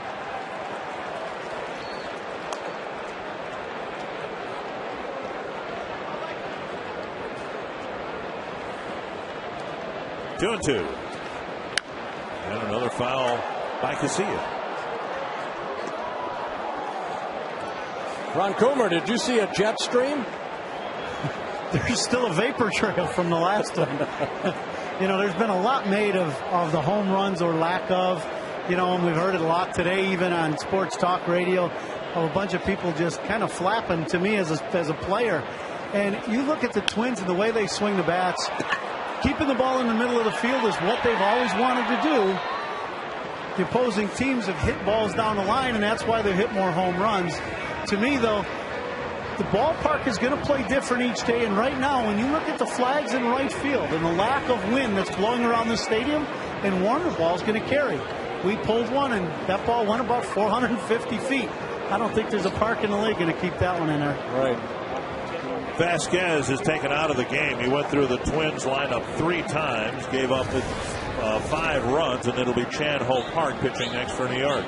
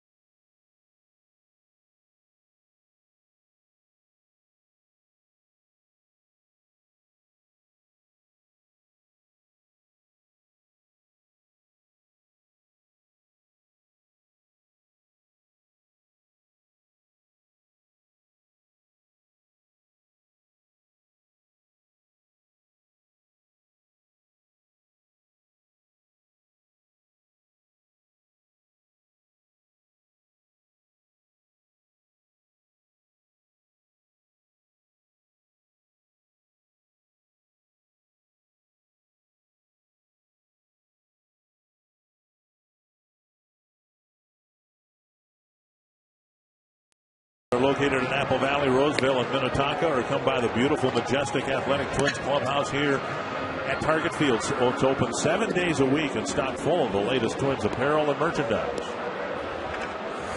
Well, Chan Ho Park coming out of the bullpen of the Yankees. He started the season on a disabled list. Sprained right hamstring, activated on May 17th, making his 7th appearance on the year. 10 innings of work so far. He's allowed 15 hits, 8 earned runs, with no walks and 4 strikeouts. Chan Ho Park last year with the Philadelphia Phillies. And the Phillies played the Yankees in the World Series, and the Yankees ended up beating them. Span 1 for 3, a double and a couple of ground balls, and he takes low, ball 1.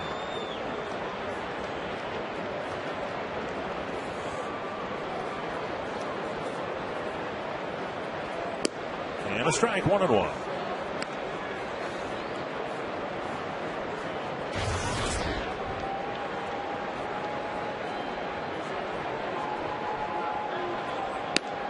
And a breaking ball over, 1-2.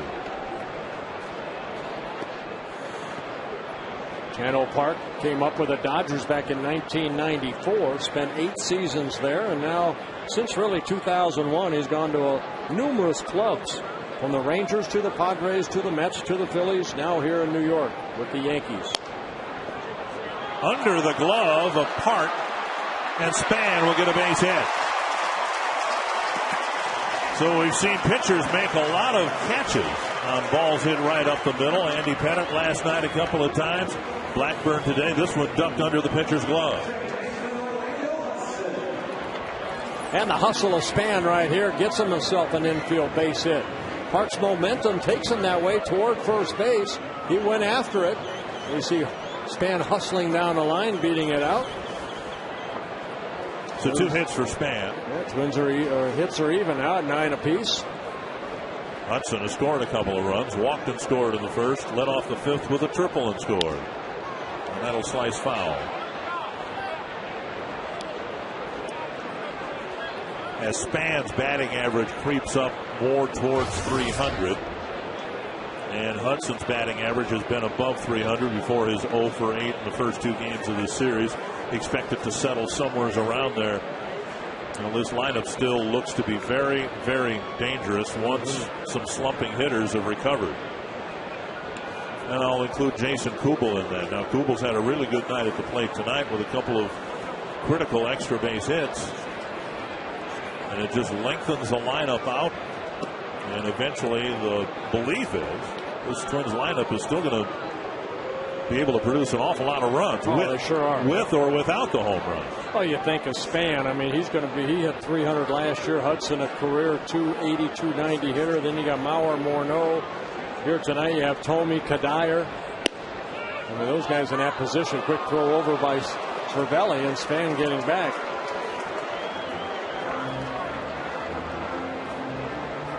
One and one to Hudson.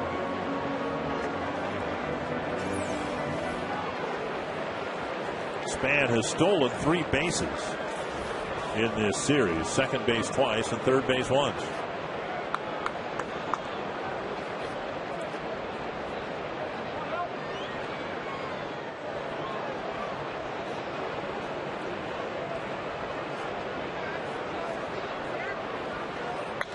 And a chopper to second. Cano has a head-high hop and throws him out. A home run by Jason Kubel, his 4th of the year. The first for the Twins in 9 games, and they've got a 3-run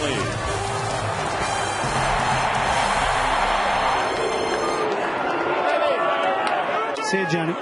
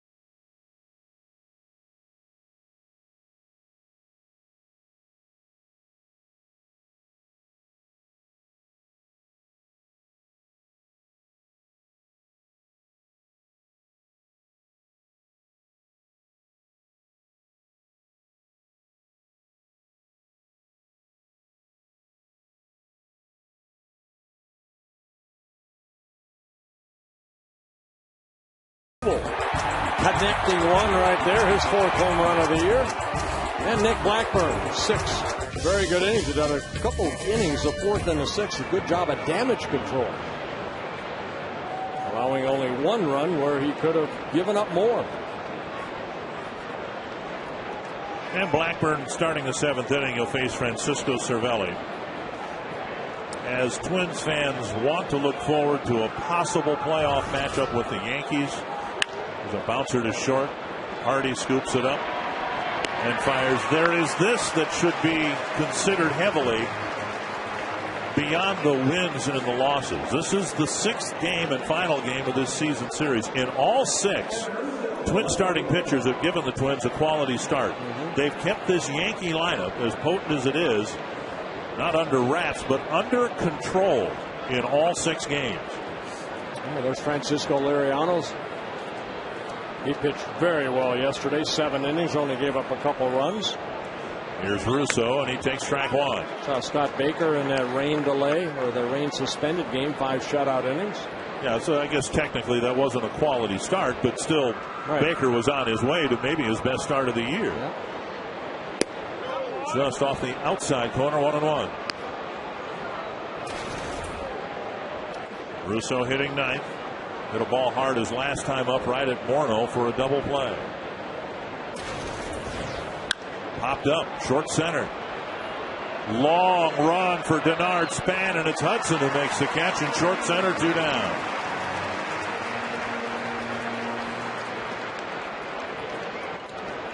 2 down in the 7th. This current Twins Target Field stand wraps up on Sunday against the Rangers. And if you have a ticket, get to the park early. The first 5,000 fans, 14 and under, will get a cool Denard Span jersey, courtesy of U.S. Bank. For information and to check availability for Twins tickets this season, call 800-33-TWINS. And an important note there, Sunday's game is a 7 o'clock game. It is a Sunday night game. Here's Jeter, 2 hits, 2 singles against Blackburn tonight. You know, with Dick, we've seen this field right here. I mean, you know, Denard Span, you got to play deep in this field because of the dimensions. 411, 403 straight away. So you need your infielders to go back, and that's what Orlando Hudson has to do. J.J. Hardy has to do that because how deep especially left center, right center, straightaway center, Span has to play very deep. 1 strike to Jeter, and strike 2. 90 pitches for Blackburn, and he perhaps is 1 good pitch away from wrapping up his 7th inning.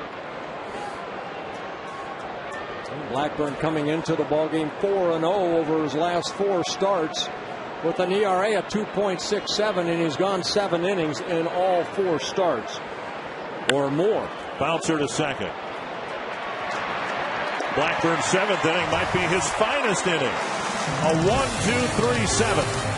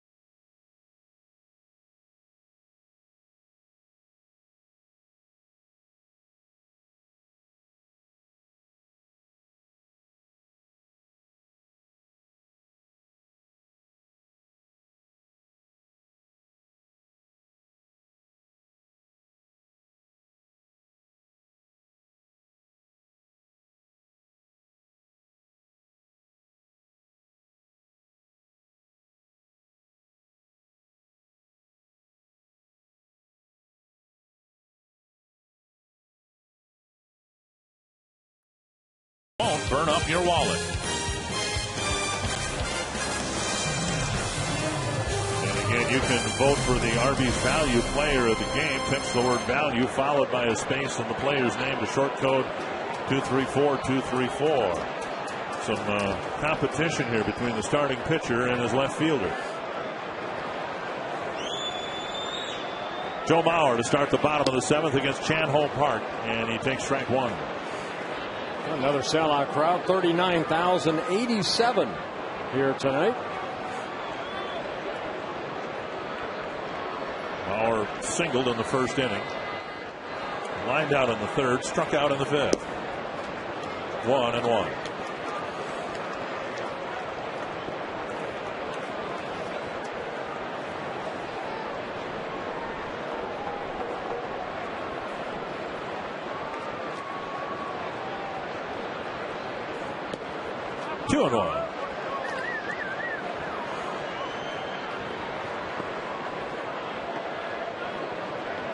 Blackburn with 7 very impressive innings here tonight. There's a chance perhaps to beat the Yankees twice in 2 tries. Now 3-1. Well, Chan Ho Park from South Korea, again originally signed by the Dodgers back in 1994. Didn't spend a lot of time in the minor leagues before he came up with the Dodgers. 3-1. And Mauer draws a leadoff walk.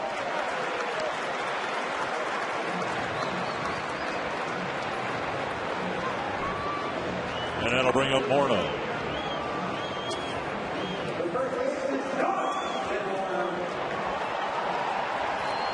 Morneau driving in the first run with a sacrifice fly. He doubled in the third, was intentionally walked in the fifth.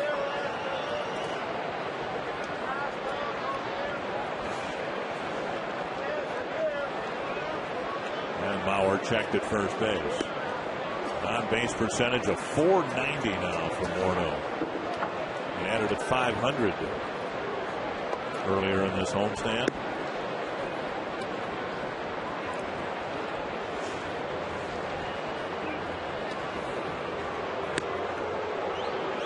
Well, Mauer does have one stolen base, a couple throwovers, but that was third base.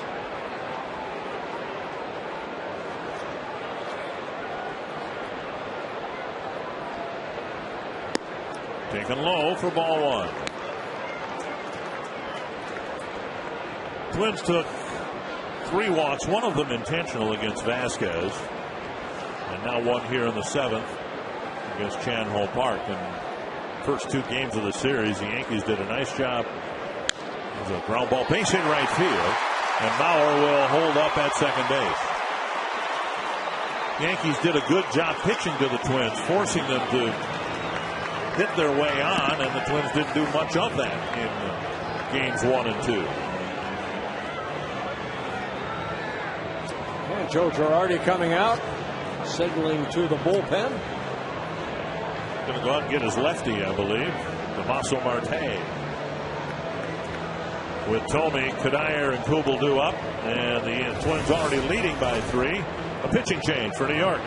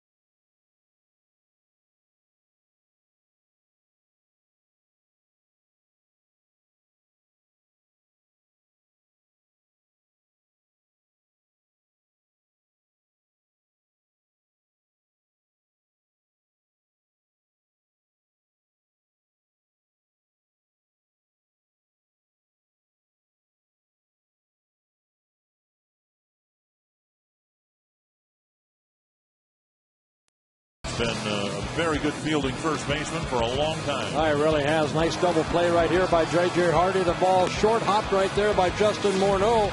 That ending the first inning with Alex Rodriguez hitting in that double play. I think Blackburn's had a couple double plays turned behind him.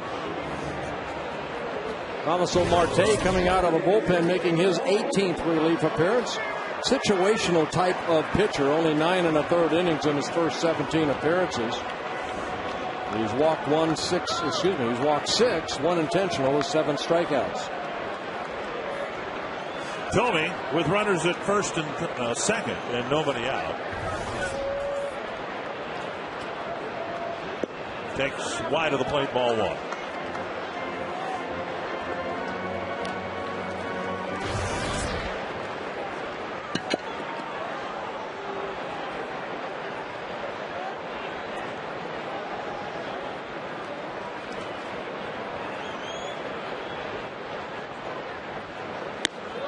Up and in. 2-0. Yeah, that's a breaking ball right there. Marte will throw from the side. Ball starting at Jim Thome and then ends up inner half of the plate.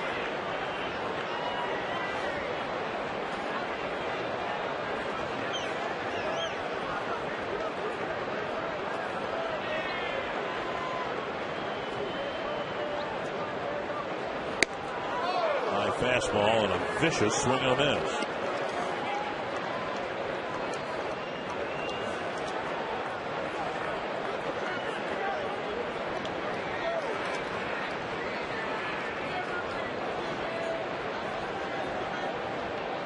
Two and one. Twins trying to tack on some more runs to the lead here in the 7th. Just up, just away, one or both. It's 3-1 with Kadire on deck. Let's take a look at Fox Tracks right here. We're on that last pitch, a fastball.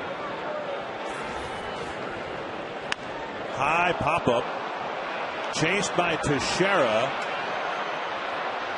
and he makes room. And Thome retired on a towering pop-up in foul ground, and Teixeira had just enough room to make the catch. Yeah, Teixeira did a good job of getting over there as quick as possible so he doesn't have that little railing to deal with. And a situational type pitcher, Marte, faces only one hitter. You see Teixeira getting over there, making the catch, and getting the ball back in the infield. So Marte gets Thome, and Michael Kadire will hit against a new Yankee pitcher.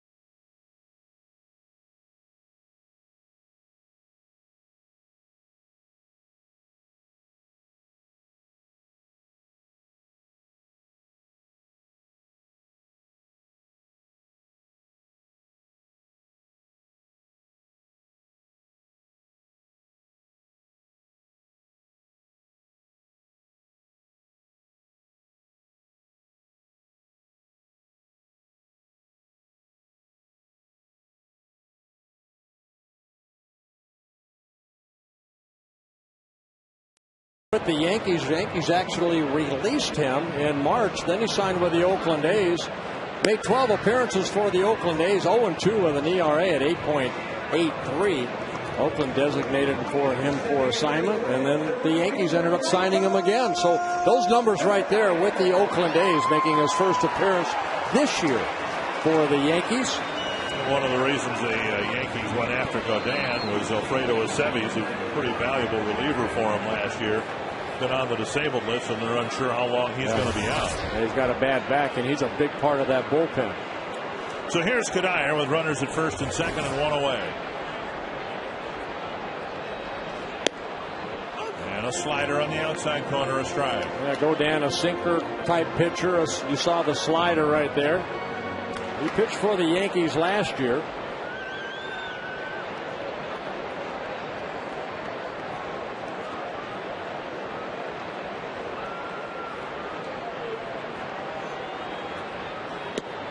Check the swing, we think. 1-1. That's that sinker down and in. Godin just 27 years old. The Yankees are his 6th different club to pitch for at the major league level. Came up with a raise back in 2003. Foul straight back.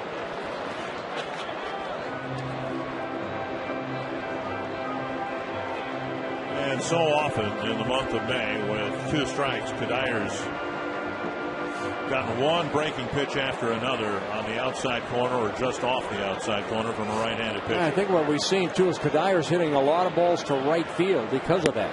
And right there he just swings through it and is a strikeout victim. So Kadir striking out for the second time in a ball game. Godin comes in and picks up that strikeout. Went with that breaking ball, and this is a pitch that Kadir has been swinging through. With the addition of Godin yesterday, there was subtraction. And it was another left-handed reliever, Boone Logan. So they don't have an answer now for Kubel, who's already picked up a couple of big extra base hits. It'll be the right-hander Godin against Kubel. Yeah, the only lefty is Marte in their bullpen. Up and away, ball 1. Kubel with an RBI double and later a run scored in the second inning, and then a long solo home run to right field leading off the 6th.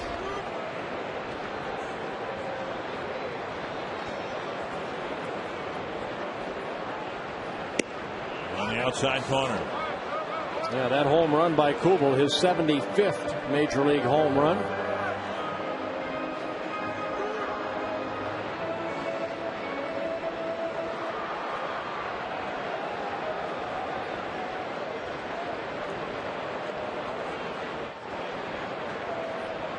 One and one to Jason Kubel. I'm talking with Rick Anderson, Twins pitching coach, today about the other side of this home run dilemma that we're seeing here at Target Field. And he said, you know, he's already talked to his pitchers, and he said, look, take advantage of it.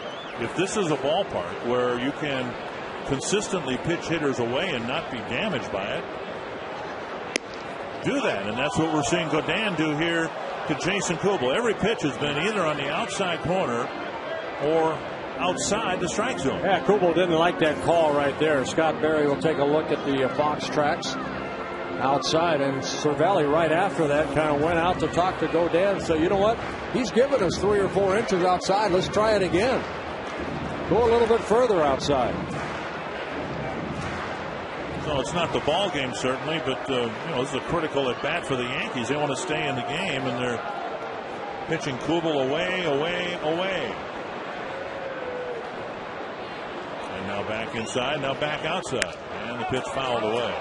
Cervelli doing a little of that what we were talking about before, where you're trying to confuse the hitter if he senses the position of the catcher. Well, Godin, he took a little bit longer than he anticipated, and you know, Cervelli went in the middle, went outside, then back to the middle, and then he went out again. Another 2-2 to Kubel. Old foul. They came back inside. Looked like Godin left it right over the middle of the plate. Yeah, a little slider right there. I mean, Rick Anderson's right. I mean, you know, why try to bust guys inside when the ball jumps down that left field line, or left-handers inside when it jumps down the right field line? Try to make them extend those arms and hopefully hit it to straightaway center, left center, right center, if you can. And Kubel fights another pitch off.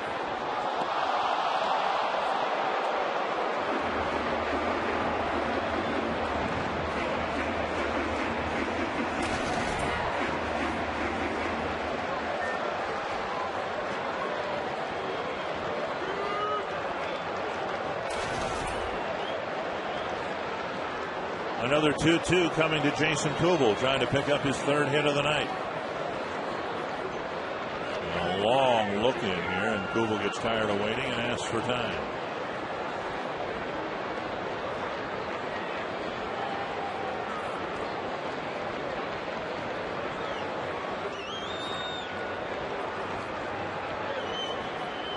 Three and 2 with Hardy on deck. Now Mauer and Morneau will take off here on this pitch.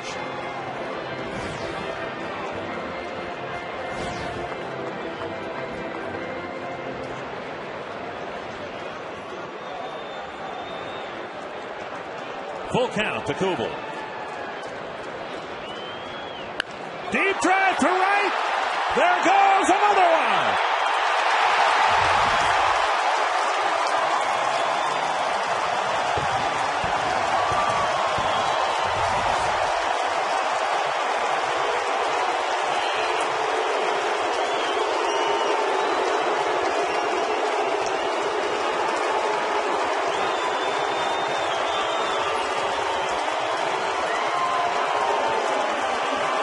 Well, the same thing that hurt Godin in Oakland after giving up 5 home runs in Oakland in 12 appearances. He puts on that Yankee uniform, and he gives up a home run here to Jason Kubel. So a great night at the plate for Jason Kubel. 2 home runs with 5 RBIs in the ballgame. And the fans would like Kubel to come out. He's about as modest a man as you're going to see, and there it is. A big 3-run home run to make it 8-2.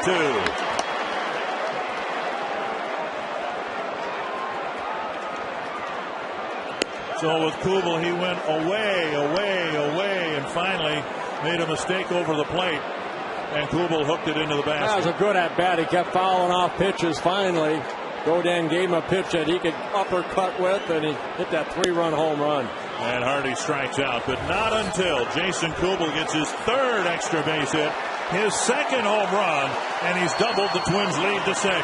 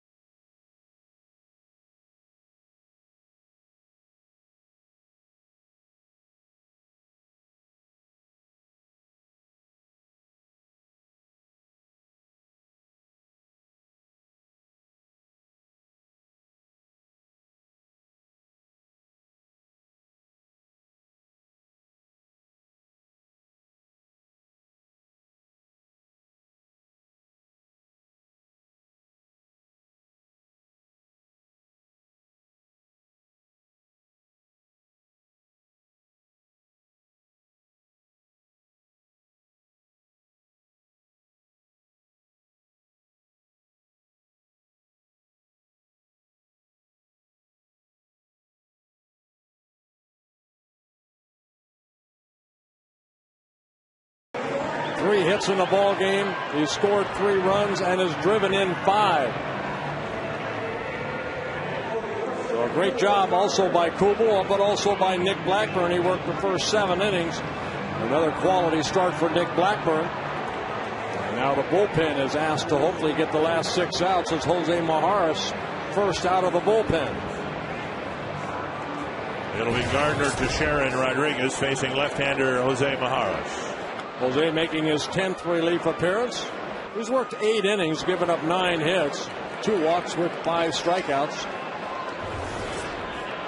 This will be a good test for Majaras as he delivers strike 1. Ron Gardenhire asked about him before the game today and said they're going to give him some more critical situations. He's gravitating toward the role that he had last year with the Twins when he was a pretty good late inning guy for the Twins.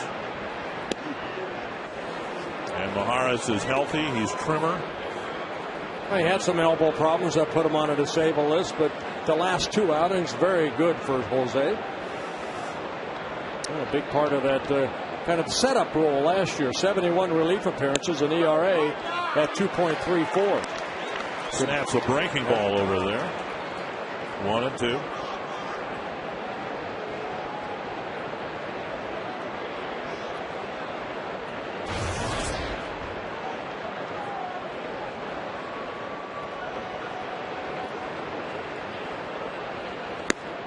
Just missed the inside corner with a fastball. Fastball clocked at 91. He's been clocked as high as 94, 95. That hard slider. He'll mix in a curveball and a changeup. Not many changeups. Did he go strike three? Gardner called out, one away.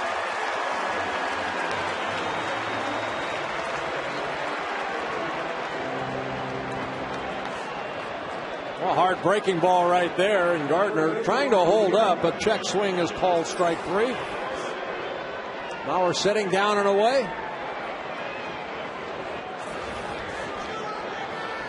One down, and here's Teixeira.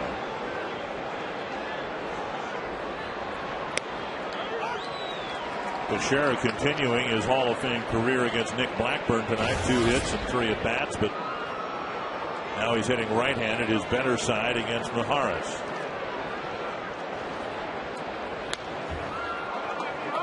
Two strikes.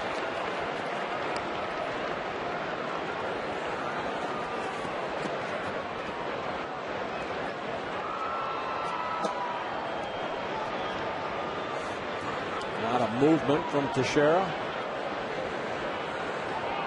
Well, once that pitch starts, okay, then they're set.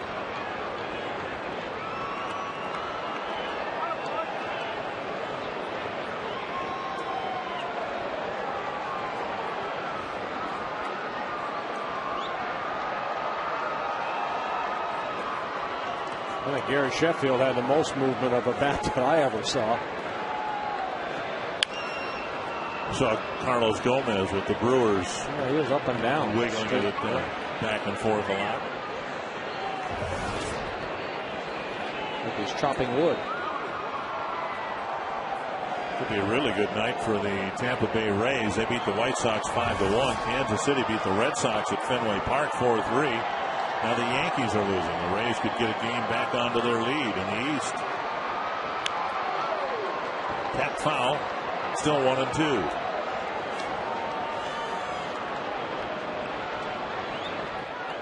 Royals climbing out of the basement in the American League Central, playing pretty good baseball right now. Yeah, Boston was playing very well, winning 8 of their last 9. So the Royals beating the Red Sox.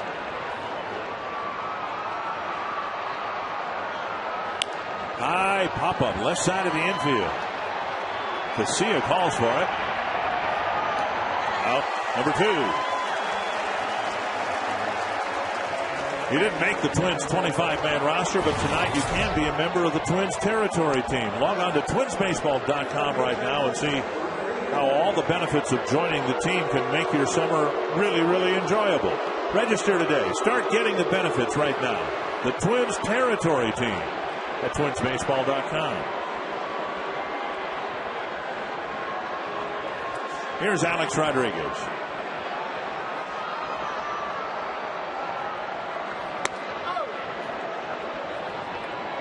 One and 0.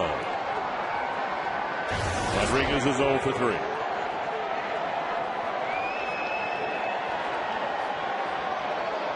Singled in his first at bat in this series, has been held hitless ever since.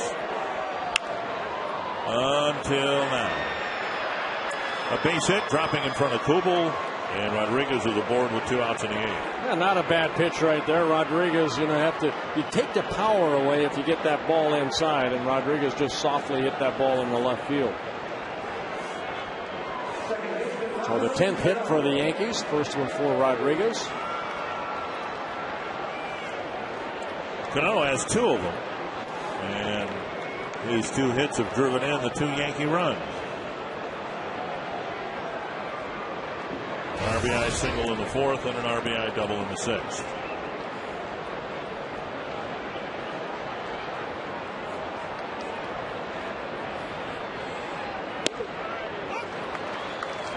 One strike. And congratulations to John Anderson. Slugfest, but the Twins, or the Gophers rather, beat the Hoosiers. They'll play Michigan on Friday in round 2 of the Big Ten baseball tournament.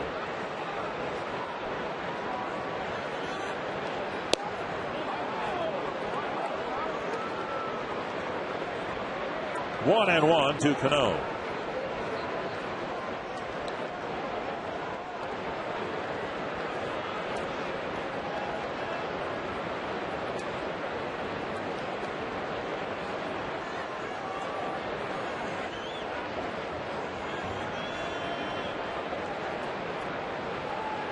And now 2-1.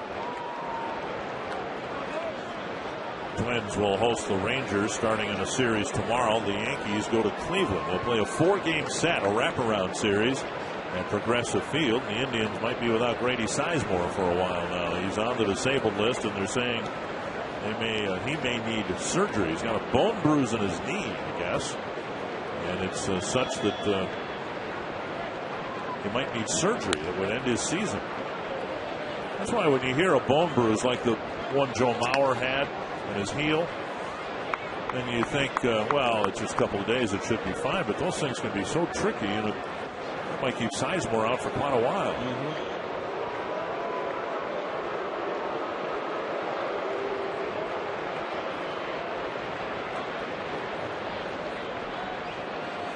Well, Harris trying to get rid of Cano and get the Twins off the field here in the 8th inning.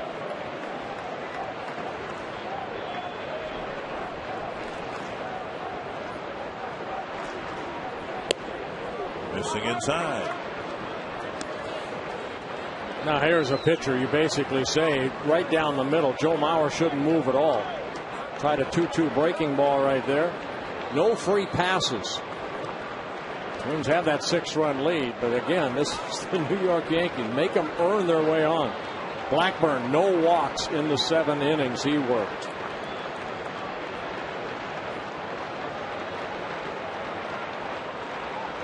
Popped up left side. Well, good things happen. Hardy out. Kubel in. And Kubel with the call and the catch to end the inning. A good inning for Jose Mijares, and the Twins keep that 6-run lead.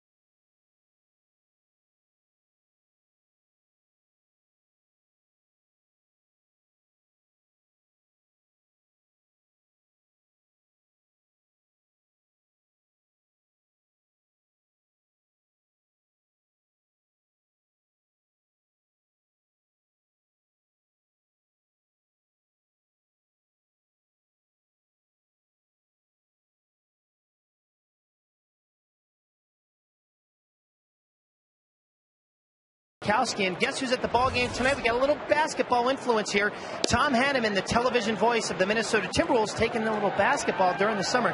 Tom, how beautiful is this place on a night like tonight? It doesn't get any better than this. A perfect night, 6-run lead over the Yankees, and I'm here with one of my sons watching outdoor baseball. Dick and Bert can attest to the fact there's a generation of young people like my son who have not experienced baseball, Major League Baseball outdoors. And I remember days at Met Stadium like this. It's just the best, Robbie. Tom, it's good to see you. And we can't wait for basketball season. Timberwolves picking 4th in the draft ladder. It's going to be a lot of fun in October. Thanks, Tom. Thank you very much, Robbie. Good to see you. All right, Dick and Bert. Yeah, good to see Tom here and his family. One of the best guys in the business, Tom Hannum. A little pop-up off the bat of Casilla. The guy he used to work with, Don Shelby, anchorman for Channel 4, here tonight. I had a chance to visit with him.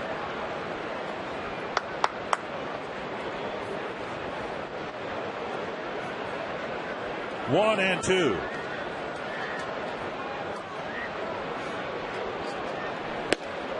And now 2-2 to Casilla. He'll be followed by Span and Hudson.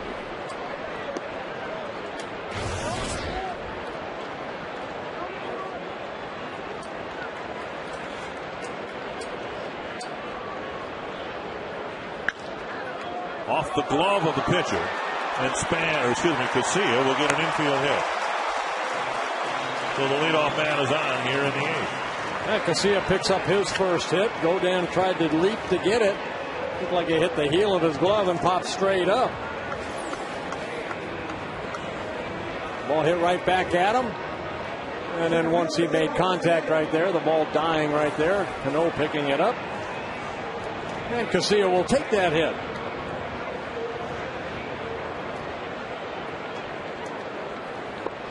Span with a pair of hits. And a very good series against New York. Takes a strike.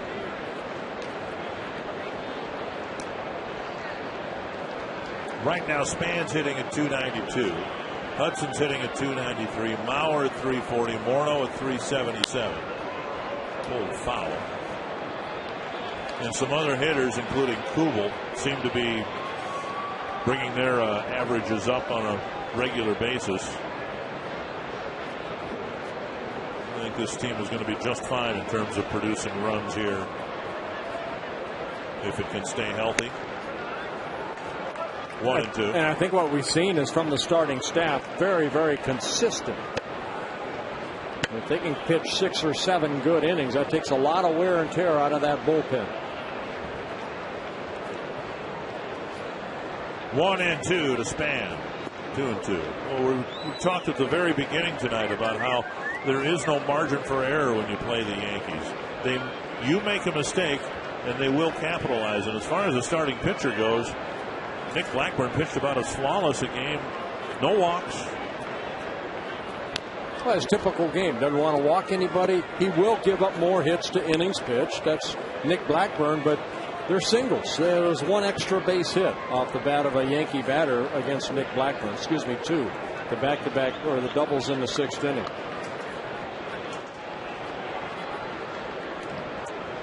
Two and 2 to Span. Line foul. Again, Blackburn looking for his 5th win if the Twins were able to hold on in the month of May. And what's so good about that is he's worked 7 or more innings in every outing, and that's very important. Span having a long battle here against Godin.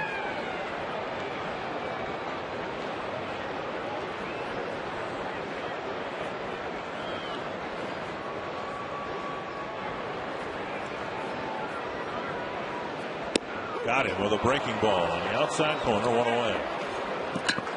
All the outs that Godin has been able to get so far have been on strikeouts.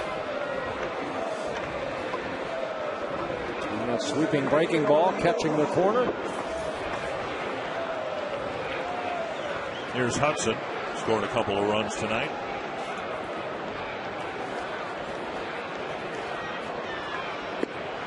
Strike on the outside corner. Godin struck out Kadire, then Kubel hit the 3-run home run, then he struck out Hardy. Casilla got the infield base hit, then he struck out Span, so Hudson should get a hit right here. For a hit. 2 strikes.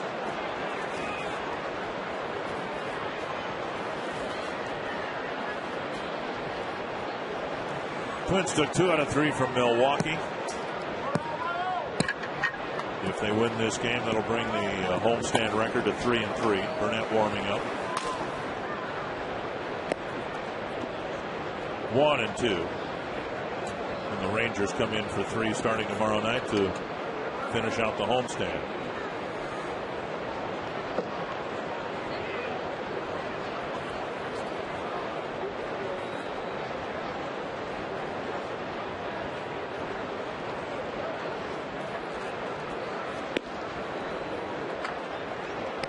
Two and two.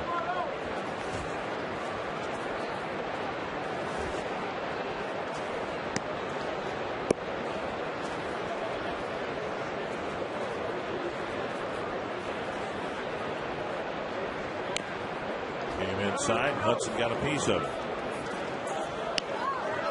It's not an insignificant thing as you look forward to an American League Central race, and it's been the tightest race in baseball in each of the last 2 years. But with this game, the Twins will be done with both the Yankees and the Red Sox for the rest of the season. Now they've got a bunch of games with Tampa Bay and some more left with Toronto, but the toughest teams typically, just in terms of size of payroll and all that, Red Sox and Yankees, and the Twins will be done with them. Hudson having the at-bat that Jason Kubel had. He kept fouling off pitches from Godin, and then he hit that 3-run home run.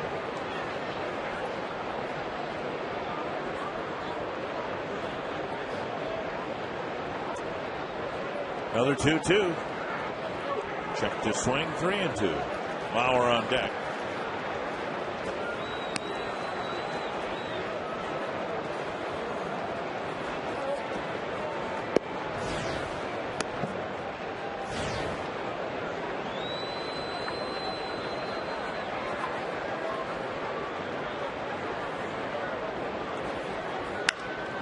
Another foul off the bat of Hudson.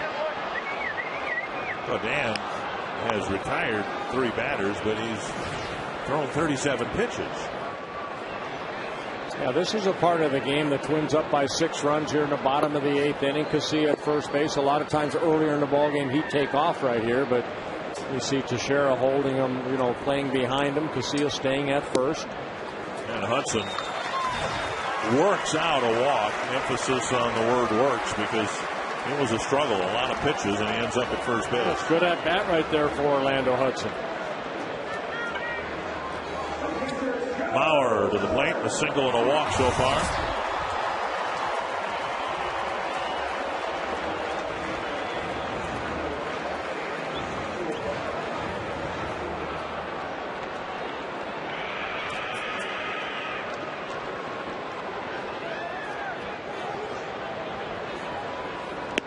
Strike on the inside corner.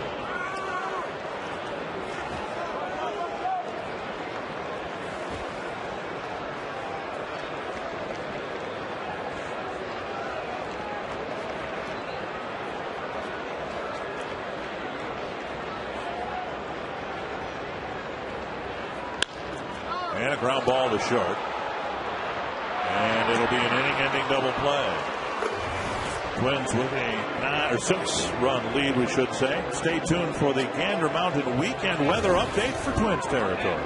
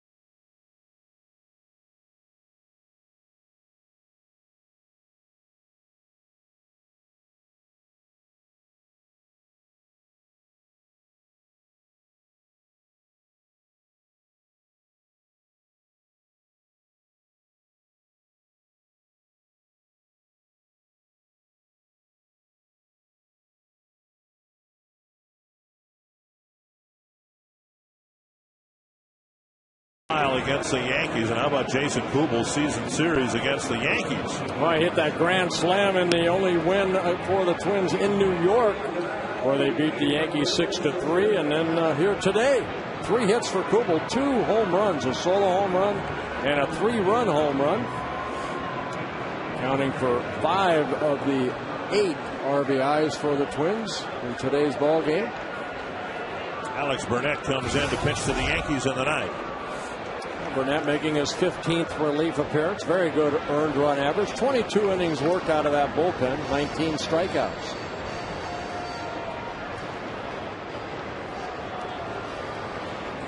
Nick Swisher, Juan Miranda, Francisco Cervelli, the scheduled hitters.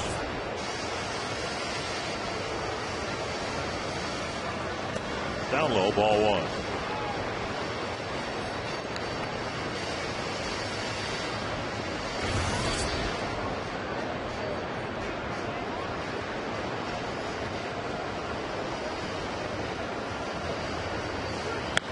Hook foul.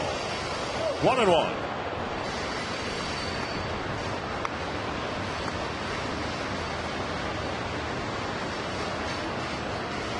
Hawkeye fan here, a Twins fan as well.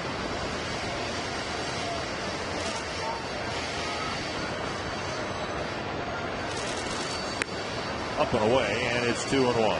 As the 8th inning was a good test for Maharis, and you'd have to say he passed it. Gave up a single.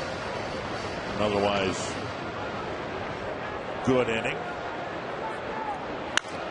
Bouncer to second. Burnett just wants to have 3 quick outs and finish off the ball game. 1 away.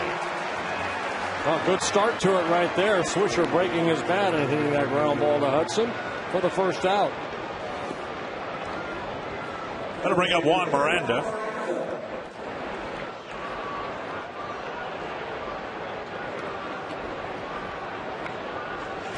Miranda's hit 3 ground balls to the right side of the infield. 2 to Hudson and 1 to Morneau.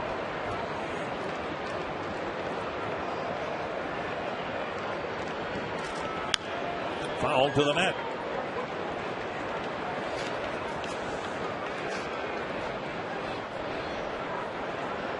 If the Twins finish off this ball game and win it, there will be 1 game's difference between the Yankees and the Twins. The Yankees will have a 1 game better record than Minnesota. There's an off-speed pitch for strike 2. Yeah, good curveball right there by Burnett.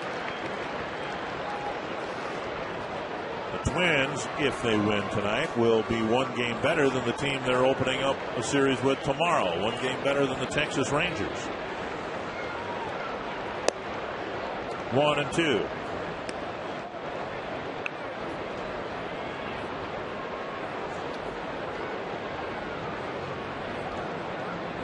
After tonight's game, the Twins will spend the next week and a half against the American League West,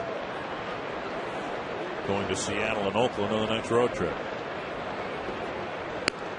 It's their only trip into Oakland this year. Yeah. Seattle we get a couple times.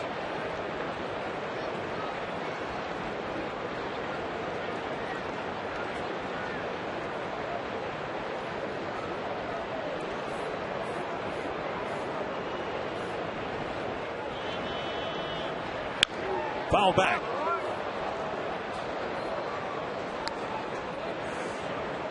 Alex Burnett, only 22 years old, getting his first taste at the major league level. He's doing a very good job. He's played numerous roles for the Twins. Here just asked to get the last 3 outs.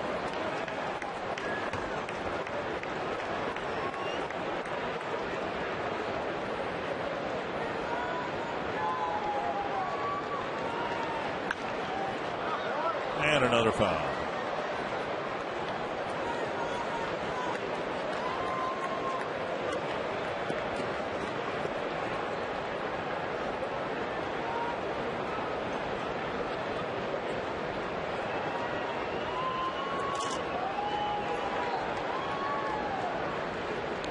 Another 2-2 pitch to Juan Miranda, the Yankee designated hitter. Speed pitch dribbled up the line to Mick Kelleher.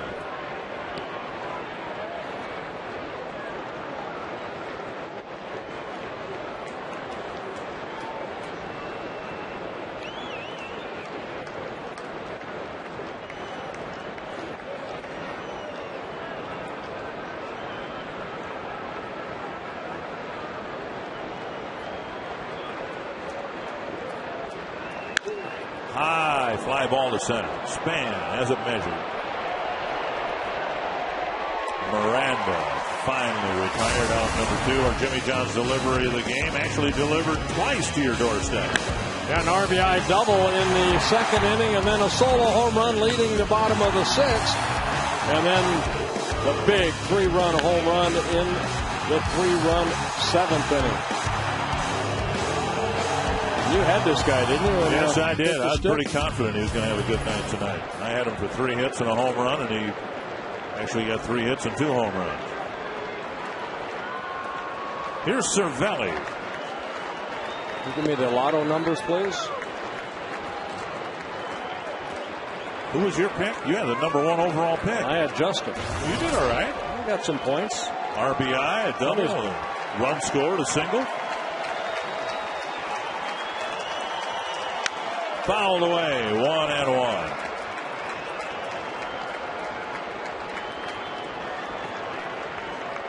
Yesterday, the Twins lost a couple of tough 1-run ball games. Here, hoping to finish off a 6-run win. Left side, Casilla has it. And the Twins win the series finale against New York. They did it in New York on a Jason Kubel grand slam. And they did it today with a good all-around attack. But again, Kubel with 3 extra base hits. And Anthony, the home run drought ending with Jason Kubel's 2 blasts to right. And the other constant was Nick Blackburn. He won the game in New York. He wins the game tonight for Minnesota. We'll take a look at how well he controlled this Yankee lineup.